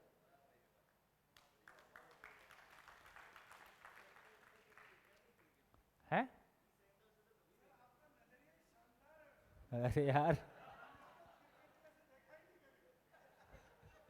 जिंदगी भी कहाँ देखा। मतलब टेक्निकली देखोगे तो आपको ध्यान में आ जाएगा कि काम तो इतना ही हो। तो मानव पूर्णता में ऊर्जित है, इसलिए पूर्णता को व्यक्त करना चाहता है, इसलिए वो गाना भी गाना तभी स्वीकार करता है जब उसको लगता है कि मैं इतना अच्छा तो गा ही दूंगा कि लोग अप्रिशिएट करेंगे। और जब कोई व्यक्ति सामने गाना गाने आ जाता है और वो अच्छा नहीं गाता है तो बैठे वाले लोगों को बड़ा खराब लगते रहता है। अरे यार ये ठीक से गा ही नहीं पा रहा है, ऐसा लगता है इसके शरीर में घुस के मैं ही गा दूं। ठीक, तो दूसरा भी परफेक्शन से परफॉर्म नहीं करता है तो वो भी हमको अजीब लगने लगता है। और जब कोई बहुत परफेक्शन से परफॉर्म करता है तो उसको हम अप्रिशिएट करते हैं। तो सारा मजा आदमी परफेक्शन को देखना चाहता है, अपने में परफेक्शन को देख के खुश होता है, दूसरे के परफेक्शन को देख के प्रेरणा पाता है, और उस बहाने साथ साथ जीना। मेरे परफेक्शन को देख के आप अप्रिशिएट कर पाते हो, उस दौर में आप मुझको स्वीकारते हो, मैं आपको स्वीकारता हूं, ये साथ साथ जीना हो गया।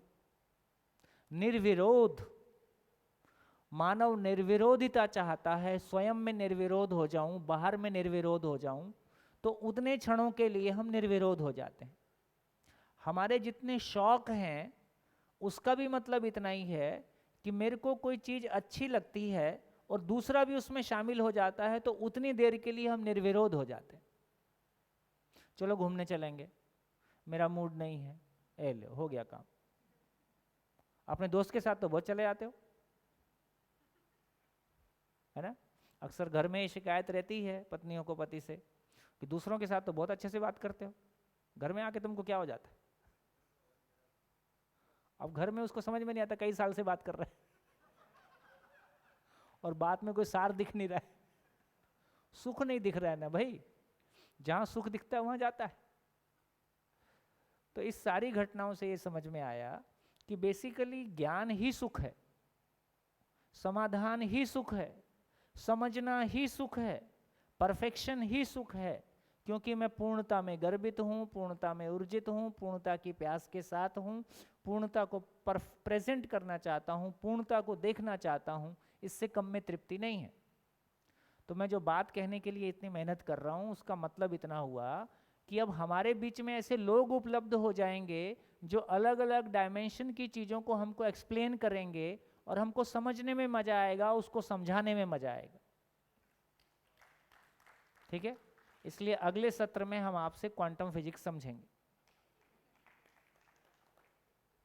ठीक है, अब ये सत्रों में ऐसा भी चलेगा।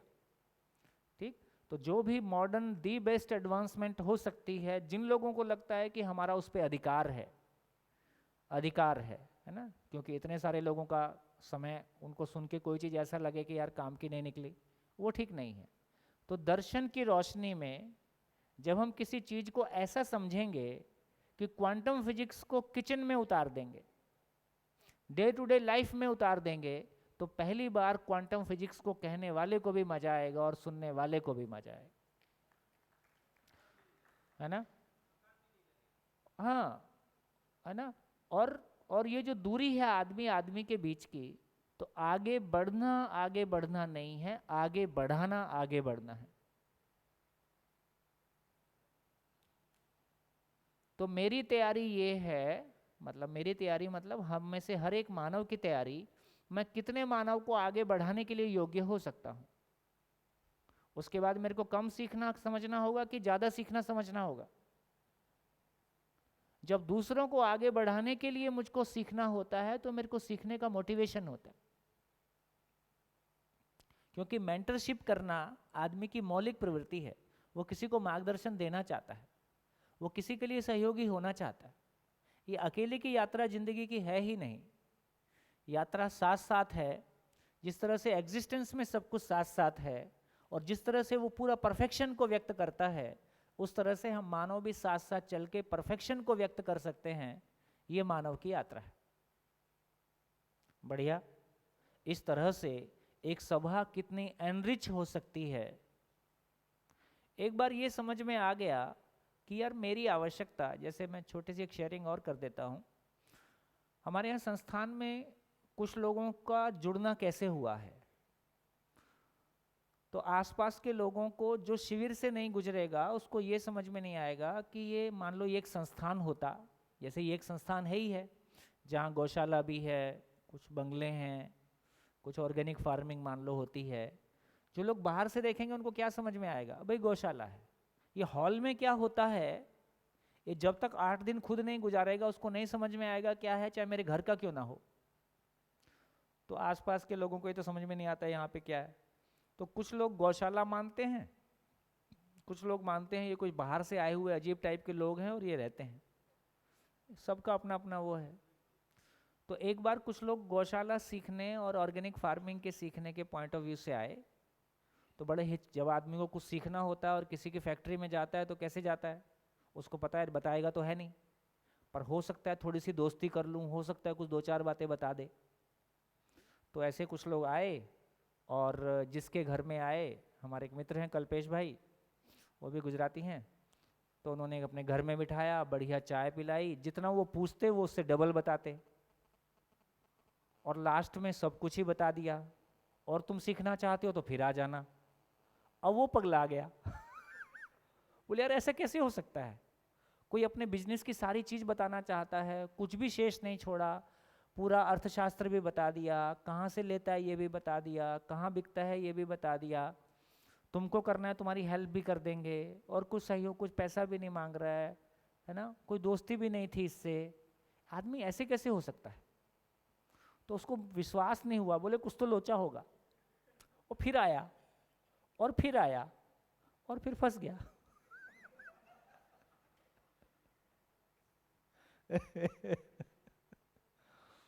तो इसका मतलब ये हुआ कि यदि एक बार अपने को ये भरोसा हो गया कि यार मेरी आवश्यकता, मेरी उपयोगिता, मेरे परिवार की उपयोगिता है ना कितनी है, तो मेरी उपयोगिता का विस्तार केवल जड़ संसार में होगा कि चैतन्य संसार में भी होगा। यदि ऐसा मैं पहचान पाया तो मैं बिजनेस को लेके भी इनसिक्योर नहीं होता, है ना। फिर मेरा फैलाव, फिर मेरा फैलाव, फिर मेरा फैलाव, मेरा टर्नओवर कितना होगा कि बजाय मेरा टर्नओवर कैसा होगा कि ये पूरा समाज कैसे खड़ा हो सकता है, या देश भर में देश का विकास कैसे हो सकता है, समाज के विकास में मेरा योगदान क्या है। केवल देश के मापदंड बदल दिए जाएं सम्मान के, कि देश के विकास में सही अर्थों में किसका कितना योगदान है, समाज के विकास में कितना योगदान है, शिक्षा के विकास में सही अर्थों में कितना योगदान है, उसके मूल्यांकन के सही तरीके भर बन जाएं, तो भी इस देश, तो भी ये समाज पता चलेगा कि रातों रात बदल गया। क्योंकि मूल्यांकन के आधार बदल देने से आदमी की ज़िंदगी बदल जाती। कैसे? अभी मूल्यांकन का आधार स्कूल कॉलेज में रहते हैं तो मार्क्स कितने आए, कॉलेज के बाहर निकल गए तो पैसा कितना आया, पद कितना आया, कैसे आया, इसकी कोई चर्चा नहीं है। मार्क्स नकल मार के आए, इसकी कोई चर्चा नहीं है। पैसा नंबर 2 से आया, इसकी कोई चर्चा नहीं है। पद किसी को पैसा खिला के आया, इसकी कोई चर्चा नहीं है। बस आ जाए उतने से काफ़ी है, बाकी हमारी आंखें चुंधियाई हुई हैं। चुंधियाना शब्द हिंदी में चलता है, चुंधियाना समझते हैं? बहुत तेज लाइट आंख पे पड़ती है तो कुछ दिखाई नहीं देता है। तो हमको धन और पद की लाइट इतनी तेज है कि हमको उसमें कुछ भी दिखाई नहीं देता है। हम ये मान ही लेते हैं कि बस ये है तो फिर सब कुछ है। तो एक बार हमारी ये क्लैरिटी बनेगी तो पता चलेगा कि हम बहुत ज़्यादा उपयोगी हो सकते हैं, बहुत ज़्यादा लंबी छलांग मार सकते हैं, और ये छलांग मारने का अवसर हर व्यक्ति को उपलब्ध हो सकता है। तो मैं समाज में उन संभावनाओं को देखता हूँ जब ये समाज सही अर्थों में, अभी तो हम नॉलेज इकोनॉमी की बात करते हैं, ये नॉलेज इकोनॉमी भी एक मानसिक दिवालियापन है। नॉलेज इकोनॉमी का मतलब है कि मुंह खोलेंगे और पैसा टपकेगा, बस अब काम करना ही नहीं है, मुंह खोलने से पैसा टपकेगा। ये जो मानसिक गरीबी है ये वेस्ट से आई। इस देश में मुंह खोलने को तो संबंध की अभिव्यक्ति माना, पैसे की चीज माना ही नहीं है। दूसरे को जिंदगी का रास्ता बताना, उसको जिंदा रहने का रास्ता बताना, ये तो हमने मानवता के कर्तव्य के रूप में स्वीकारा, ये तो हमने मानवता के अर्थ में स्वीकारा। हर चीज का पैसा होता है ऐसा हमने सोचा ही नहीं, क्योंकि ये सच्चाई है, शास्त्रों में लिखा भी है, ज्ञान व्यापार नहीं होता। ज्ञान को व्यापार करना वैश्य से भी बुरा कर्म बताया, कम से कम वैश्य शरीर देती है। तुम तो ज्ञान के नाम पे केवल लफबाजी करते हो और उससे तुम चाहते हो, इसलिए शिक्षा का जो इतना सम्मान घटा उसका बड़ा कारण है कि मैं 20 साल लगाता हूं और मुट्ठी में कुछ ठोस आ नहीं रहा है। इसलिए युवा पीढ़ी के मन में इतनी प्रतिक्रिया या माँ बाप के मन में इस तरह का सारा सोच आता है, तो कहीं ना कहीं उसको बेहतर करने की ज़रूरत है। आदमी को अपने बड़प्पन के साथ होने की ज़रूरत है। यदि आप सब चीज़ हमेशा सब चीज़ को आप पैसे से ही तोलते हो तो फिर प्यार की उम्मीद मत करो, फिर पैसा खाओ आराम से रहो। यदि हमारे लिए सब कुछ पैसा है तो फिर प्यार और सम्मान की उम्मीद किस बात के लिए? पैसा रखो, खुश रहो।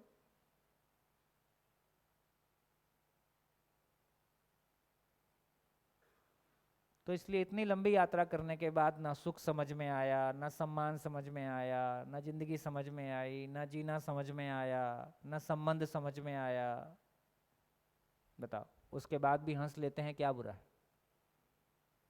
तो कम से कम खाकला, फाफड़ा, ढोकरा, हांडवा, मांडवी, है ना, इनका धन्यवाद कि जीने के लिए कुछ तो है, कोई तो चीज़ है जिसके साथ थोड़ा सोच के उत्साह आ जाता है।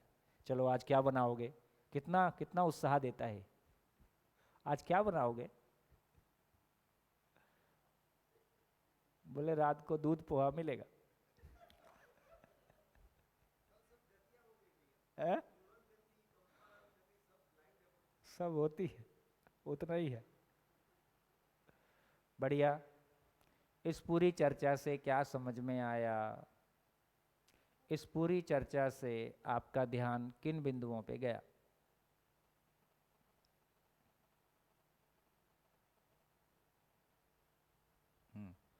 माइक।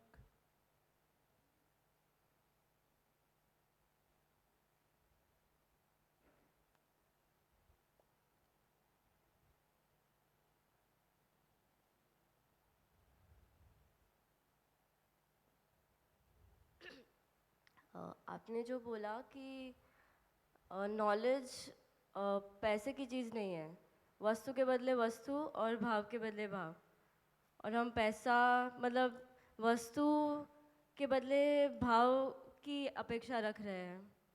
और ऐसे मतलब ऐसे सब कहते हैं कि अगर आपके पास कुछ नॉलेज है या कुछ है आपके पास तो उसके पैसे लो, उसे फ्री में मत करो, ऐसे बोलते हैं कि किसी को दो मत। बट आपने जो भी बोला वो बहुत ही ऐसे रोंगटे खड़े हो गए मेरे कि ओ माय गॉड, ये क्या कर रहे हैं हम लोग कि पैसे ले रहे हैं, मतलब is not right thing to do.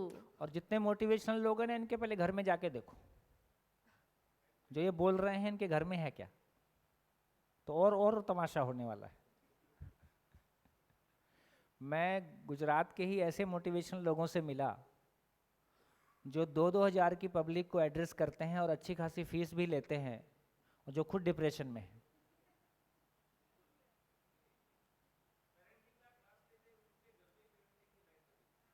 Parenting का क्लास लेते हैं और खुद के घर में पेरेंटिंग की बैंड बजी हुई है। तो इसका मतलब है कि केवल अच्छा वक्ता होना ठीक है, ये हो सकता है कि घर में कोई एक व्यक्ति आपको ना समझे, ऐसा हो सकता है, मैं किसी आदर्शवादिता की बात नहीं कर रहा हूँ, लेकिन आपके पूरे फ्रेंड सर्किल में कोई भी आपको नहीं समझता होगा, ऐसा नहीं हो सकता है। तो अभी क्या हो गया कि कुछ ऐसा बोलना जिससे रोमांच क्रिएट हो जाए, क्योंकि ऐसे भी बोलने वाले लोग नहीं हैं समाज में। तो मैं एक ऐसे समाज की, मैं नहीं मतलब ये जनरल है कि ऐसे समाज की कल्पना जो बहुत जड़ता की बजाय एक बौद्धिकता संपन्न हो।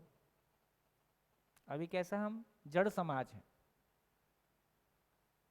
जड़ चीज़ों को ही अप्रिशिएट कर पा रहे ज़्यादा, उसकी बजाय एक बहुत ज्ञान संपन्न ना, तो नॉलेज इकोनॉमी की बात करने की बजाय एक नॉलेज संपन्न, सही अर्थों में ज्ञान संपन्न, आचरण संपन्न हम एक समाज की बात कर सकें, तो सही अर्थों में हमारे सारे क्रियाकलाप मानव में गुणात्मक परिवर्तन के लिए साधन है।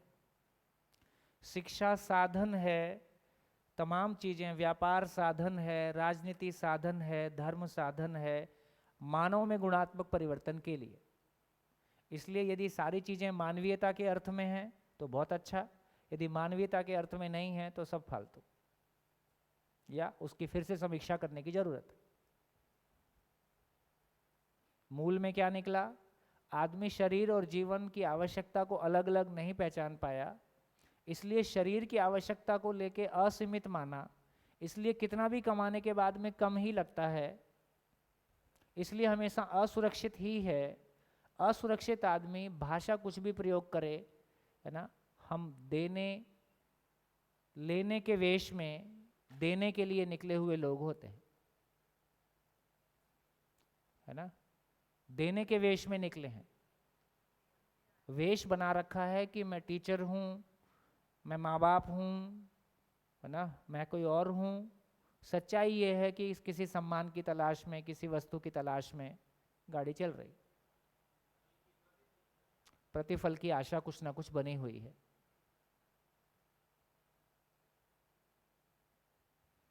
बढ़िया।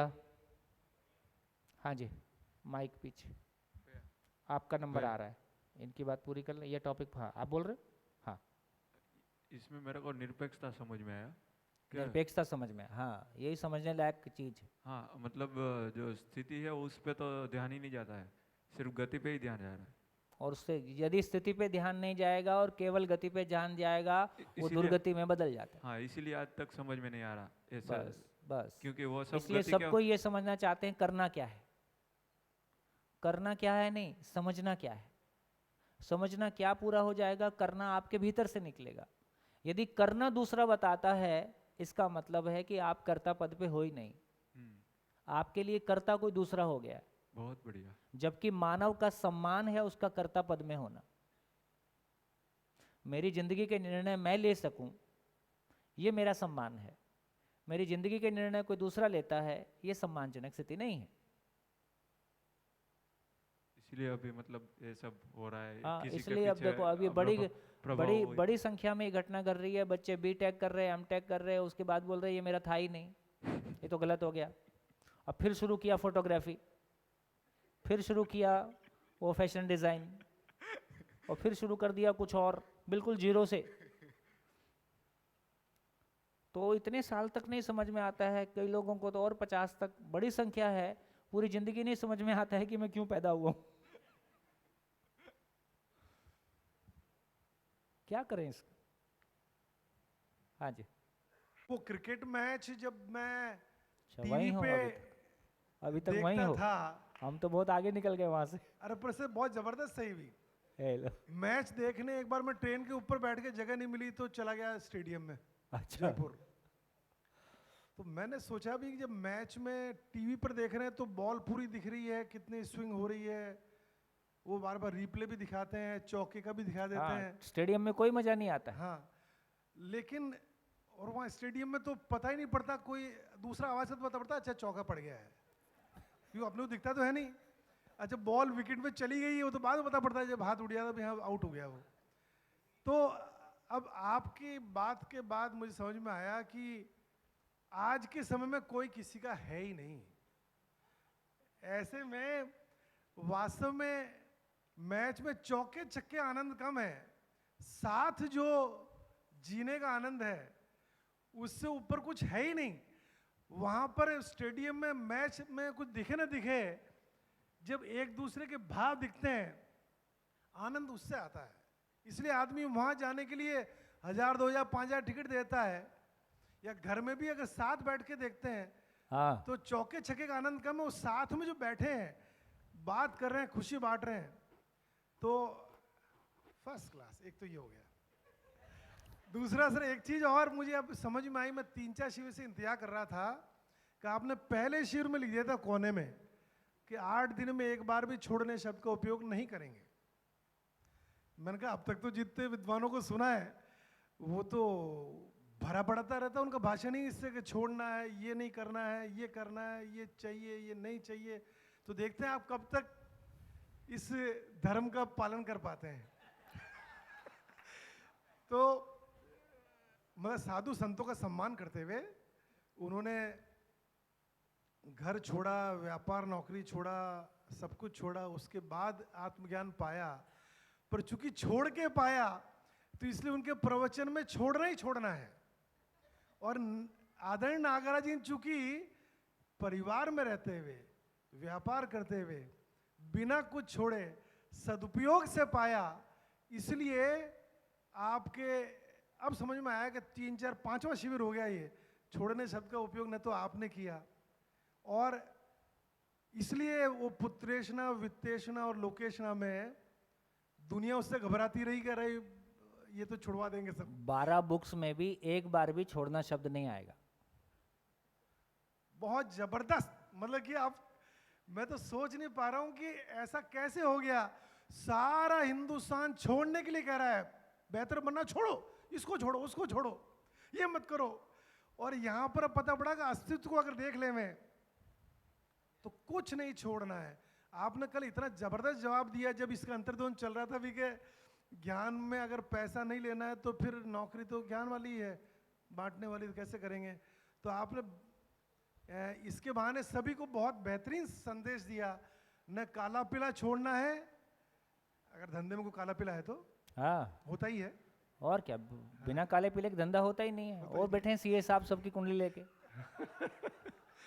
और चाहे नौकरी हो, कुछ भी हो, कुछ भी नहीं छोड़ना है। पहले जीवन समझना है, त्याग कुछ नहीं करना होता है।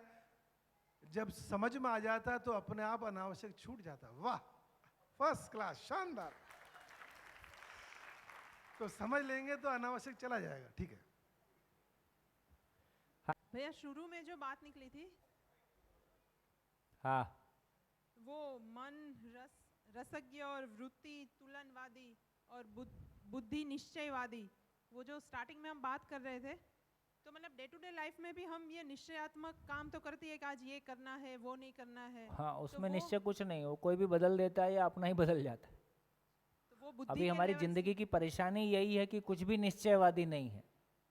शरीर के साथ जीते हुए सब कुछ परिवर्तनशील है, लोग परिवर्तनशील हैं, संबंध परिवर्तनशील है, हमारा मन परिवर्तनशील है। कब क्या इच्छा कर डालेगा वो तो अच्छा है, अपनी इच्छा का दूसरे को पता नहीं चलता है। तो वो बुद्धि के लेवल से, बुद्धि के लेवल से आता, फिर झंझट क्यों होता।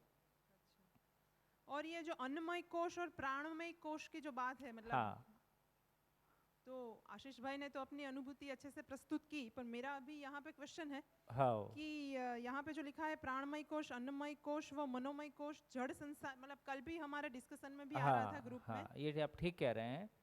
तो जिस सेंस में प्राणमय कोश और अन्नमय कोश की बात की गई है वो जड़ परमाणु के स्वरूप में की गई। तो प्राणमय कोश का मतलब अंश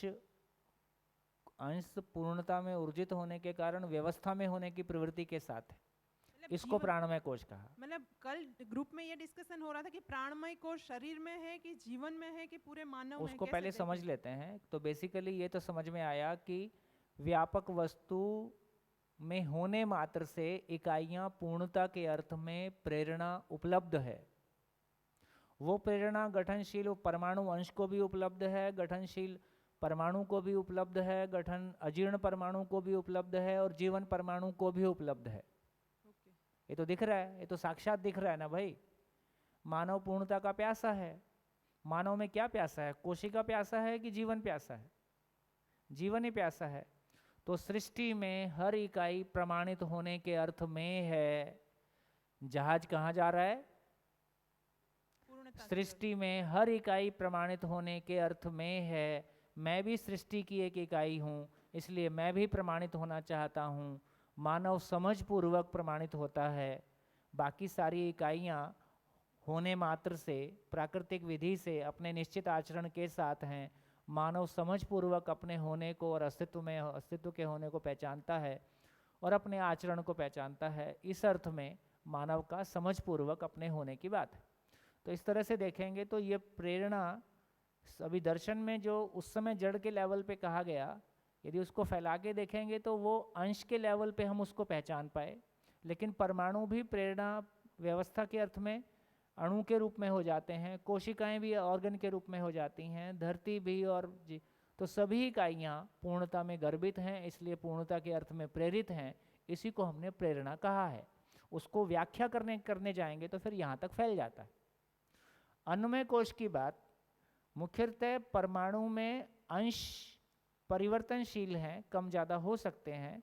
तो बेसिकली परमाणु अपनी स्टेबिलिटी के लिए अंशों को जब अणुबंधन में आता है तो अपनी स्टेबिलिटी के लिए ग्रहण विसर्जन की क्रिया करता है, इसको अन्नमय कोश कहा। अब इसको अपनी स्टेबिलिटी के लिए ग्रहण विसर्जन का क्रिया शरीर को देखेंगे तो शरीर में भी उसकी स्टेबिलिटी के लिए ग्रहण विसर्जन की क्रिया है। शरीर बना रहे इसके लिए कुछ ग्रहण करना चाहते हैं, शरीर बना रहे इसके लिए कुछ छोड़ना चाहते हैं, जो उसके लिए नहीं छोड़ा तो ये प्रॉब्लम में आ जाएगा।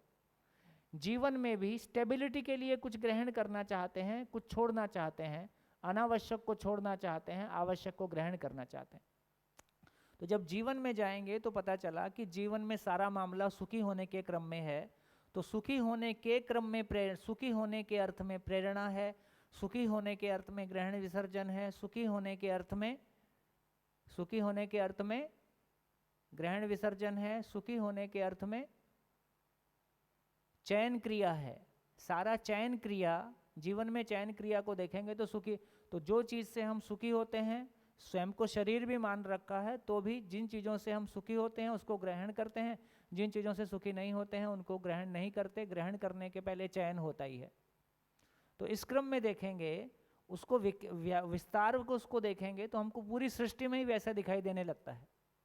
तो इस क्रम में हमको ये पहचान में आया कि जिसको अन्नमय कोश के रूप में व्याख्या दी है वहाँ परमाणु के लेवल पे, क्योंकि मूल घटना पूरा भी जितना भी गठनशील संसार है, भौतिक रासायनिक संसार है, उसके मूल में परमाणु ही तो है, परमाणु का ही तो आचरण है।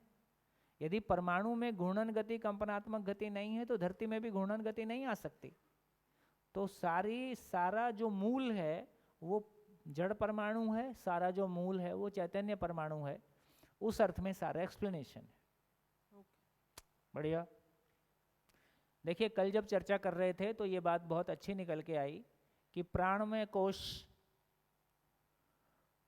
कोश स्वयं को व्यक्त करने के अर्थ में प्रेरणा है। एक अंश परमाणु के रूप में स्वयं को व्यक्त कर रहा है, परमाणु अणु के रूप में स्वयं को व्यक्त कर रहा है। तो बेसिकली हर इकाई प्रमाणित होने के अर्थ में है। तो प्रमाणित होने के अर्थ में प्रेरणा है। अन्नमय कोश उस इकाई की स्टेबिलिटी के लिए प्रयास है। मनोमय कोश और आगे चले तो उसके मल्टीप्लिकेशन के लिए, उसमें और गुणात्मक परिवर्तन हो जाए, इसके लिए प्रेरणा है। फाइनली सुख दुख का हो जाना, जीवन में सुख दुख का आ जाना, पूर्व की तीनों क्रिया का दृष्टा हो जाना जीवन में दिखाई दे रहा है कि वो उसको पहचान भी पाता है। उसके होने से है ना, पेड़ पौधा यदि अनुकूलता नहीं है तो सूख जाता है, मर जाता है, अनुकूलता है तो मोटा जाता है ना, समृद्ध हो जाता है, लेकिन इससे वो सुखी दुखी नहीं होता है। लेकिन मानव ने यदि मान लिया कि जीरो फिगर होना है तो शरीर को सुखा सुखा के खुश होता है ना। हमारे जैसे लोग हैं तो थोड़ा सा भी वेट आधा 1 किलो बढ़ जाता है तो खुश होते हैं, यार बढ़ गया। हमारा बढ़ता ही नहीं है। ठीक है, तो किसी का कोई बेचारा घटाने के लिए प्रयासरत है, कोई बढ़ाने के लिए प्रयासरत है, लेकिन कुल मिला के घटाने के लिए और बढ़ाने के लिए सारे प्रयास उसकी स्टेबिलिटी के अर्थ में है, उसके सुखी होने के अर्थ में है, जिसने उसको सुख मान रखा है। मनोमय कोश देखें तो वो सुख की अपेक्षा में है, और विज्ञानमय कोश को देखें तो सुख के स्रोत के रूप में है। एक सुख की अपेक्षा में है, एक सुख का स्रोत है, इतना ही चेंज आया। तो यदि पूरे परमाणु में विकास को देखें तो पूरी एक जर्नी दिखाई देती है। एक कैनवस पे परमाणु में विकास की जर्नी हमको, तो पूरी जर्नी को एक साथ देख पाना है ना, उससे वो कनेक्टिविटी दिखाई देती है कि अस्तित्व सह अस्तित्व है। सह अस्तित्व है तो सब कुछ उपयोगिता पूरकता के अर्थ में है। सह अस्तित्व है तो हर इकाई प्रमाणित होने के अर्थ में है। ये प्रमाणित होना भी एक दूसरे के साथ जुड़ा हुआ है। और फाइनली पूरा एग्जिस्टेंस, जब पूरे एग्जिस्टेंस को देखेंगे तो वो भी अपने आप में एक व्यवस्था का स्वरूप है, ऐसा बोले। हाँ जी, हाँ ठीक हो गया। आपने क्या बोला था, मैं भूल गया हूँ। कहाँ से बात शुरू हुई? मतलब प्राणमय कोश और अन्नमय कोश सिर्फ मतलब शरीर में कैसे देखना है उसको? हाँ, तो जब मानव की बात कर रहे हैं तो मानव में 5 कोश सक्रिय हैं। प्राणमय और अन्नमय शरीर के साथ जुड़ा हुआ है, अन्नमय और मनोमय, और मानव के जीवन में मनोमय और वो क्लियरली दिखाई देता है हमको, लेकिन उसके मूल में प्रेरणा भी मानव में दिखती है ना। जीवन में जो हमने त्याग शब्द की चर्चा किया था, त्याग क्या चीज़ है? अनावश्यक का त्याग है और आवश्यक को संभाल के रखते हैं। बढ़िया, चलिए और आगे कहाँ पहुँचे? हाँ जी, माइक। अभी ये पहले जो मानव व्यवहार दर्शन की पुस्तक पहले दूसरे शिविर में देखी थी, हाँ, तो उसके पन्ने बस पलट के देखे, वो शब्द तो मतलब समझने जैसे थे ही नहीं, तो उसको बंद करके रख दिया था। पिछला शिविर भी जो हुआ था, जो अध्ययन बिंदु शिविर, तो उस समय तक भी मैंने वो किताब नहीं खरीदी थी, यहाँ से जाने के बाद खरीदी थी। तो लेकिन पिछले शिविरों में आप हमेशा बोलते रहे, और आपने जब ये शिविर शुरू हुआ उसके पहले बोला था कि इस किताब को आगे से पढ़ो, चाहे पीछे से पढ़ो, चाहे बीच से पढ़ो, वो बात आखिरी में पहुंचती वहीं है। मतलब उसका जो फलन है वो एक ही जगह पर होती, जो आप बताते हैं कि नागराज जी से जब लोगों ने उसको शुरू में दर्शन को समझना शुरू किया, तो उन्होंने पूरे दर्शन को 3 बातों में बोला कि अस्तित्व सह अस्तित्व है, विकास क्रम है, विकास है, जागृति क्रम जागृति है। तो जो आपने बोल तो दिया था कि इसको बुक को पढ़ना है, पढ़ने के पहले जब पलटते थे तो कुछ समझ में आता नहीं था, लेकिन आपने चूँकि बोला कि इसको जितना बार हो सके कम से कम एक बार रीडिंग कर लो, और समझ में आए चाहे ना आए आगे पढ़ते जाओ। तो बहुत सारे ऐसे शब्द आते रहे पहले चैप्टर में, दूसरे चैप्टर में, तो पढ़ने के दौरान ये बात पकड़ में आई कि कुछ शब्द ऐसे थे जो मान लो पहले चैप्टर में हमें समझ में नहीं आ रहे हैं, तो वो दूसरे चैप्टर में या तीसरे चैप्टर में कहीं आगे जाके एक्सप्लेन किए गए हैं। जैसे वित्तेषणा, पुत्तेषणा और लोकेषणा की बात होती है, तो ये पहली रीडिंग में समझ में आया कि आप ऐसा क्यों बोलते थे कि पहले से पढ़ो, आगे से पढ़ो, पीछे की तरफ जाओ, पीछे से पढ़ो, आगे की तरफ जाओ। तो पहली रीडिंग के बाद ये समझ में आया कि इस बुक को वाकई में पीछे से भी आगे की तरफ पढ़ा जा सकता है, समझा जा सकता है, क्योंकि हर बार चैप्टर में ऐसा ही हुआ कि जो पहले चैप्टर में कुछ शब्दावली आई या कुछ परिभाषा आई, वो आगे जाके कहीं ना कहीं एक्सप्लेन की गई हैं। तो मेरे लिए मुझे ये समझ में आया कि वाकई में पहली रीडिंग आगे से पीछे की तरफ की जाए, सेकेंड रीडिंग फिर पीछे से आगे की तरफ की जाए, तीसरी आगे से पीछे की तरफ की जाए। बहुत बढ़िया, इससे अंडरस्टैंडिंग बहुत गहरी होगी। ये एकदम ठीक बोल रहे हैं।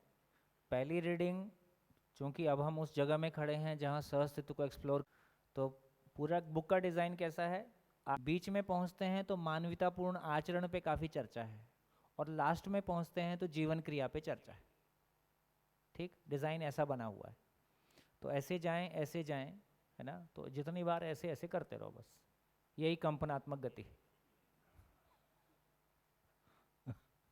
और थोड़ा थोड़ा ऐसा भी समझ में आ रहा है कि जो आप बोलते भी हैं शिविरों में कि चाहे मानव व्यवहार दर्शन किताब हो, चाहे दूसरी किताबें हो, जो नागराज जी ने 3 चीज़ें बोली थी जो मैंने अभी रिपीट की थी कि अस्तित्व से अस्तित्व है, विकास क्रम विकास है, जागृति क्रम जागृति है।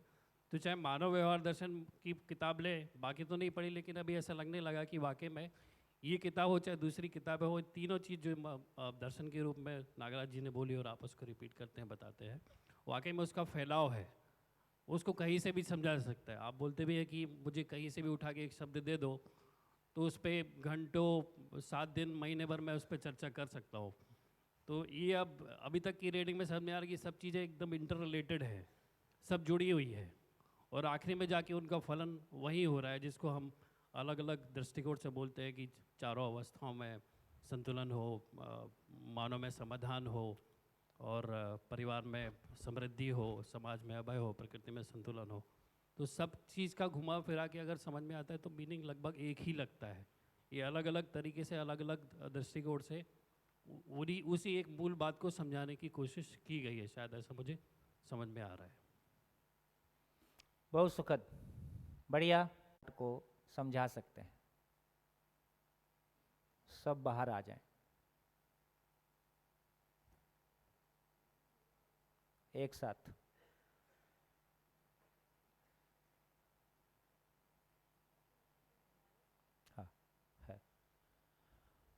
बाकी लोग फटाफट अपने ग्रुप में ऑर्गेनाइज हो जाएं, सभी लोग अपने अपने ग्रुप में ऑर्गेनाइज हो जाएं, फटाफट 1 मिनट में अपना अपना ग्रुप पकड़ें।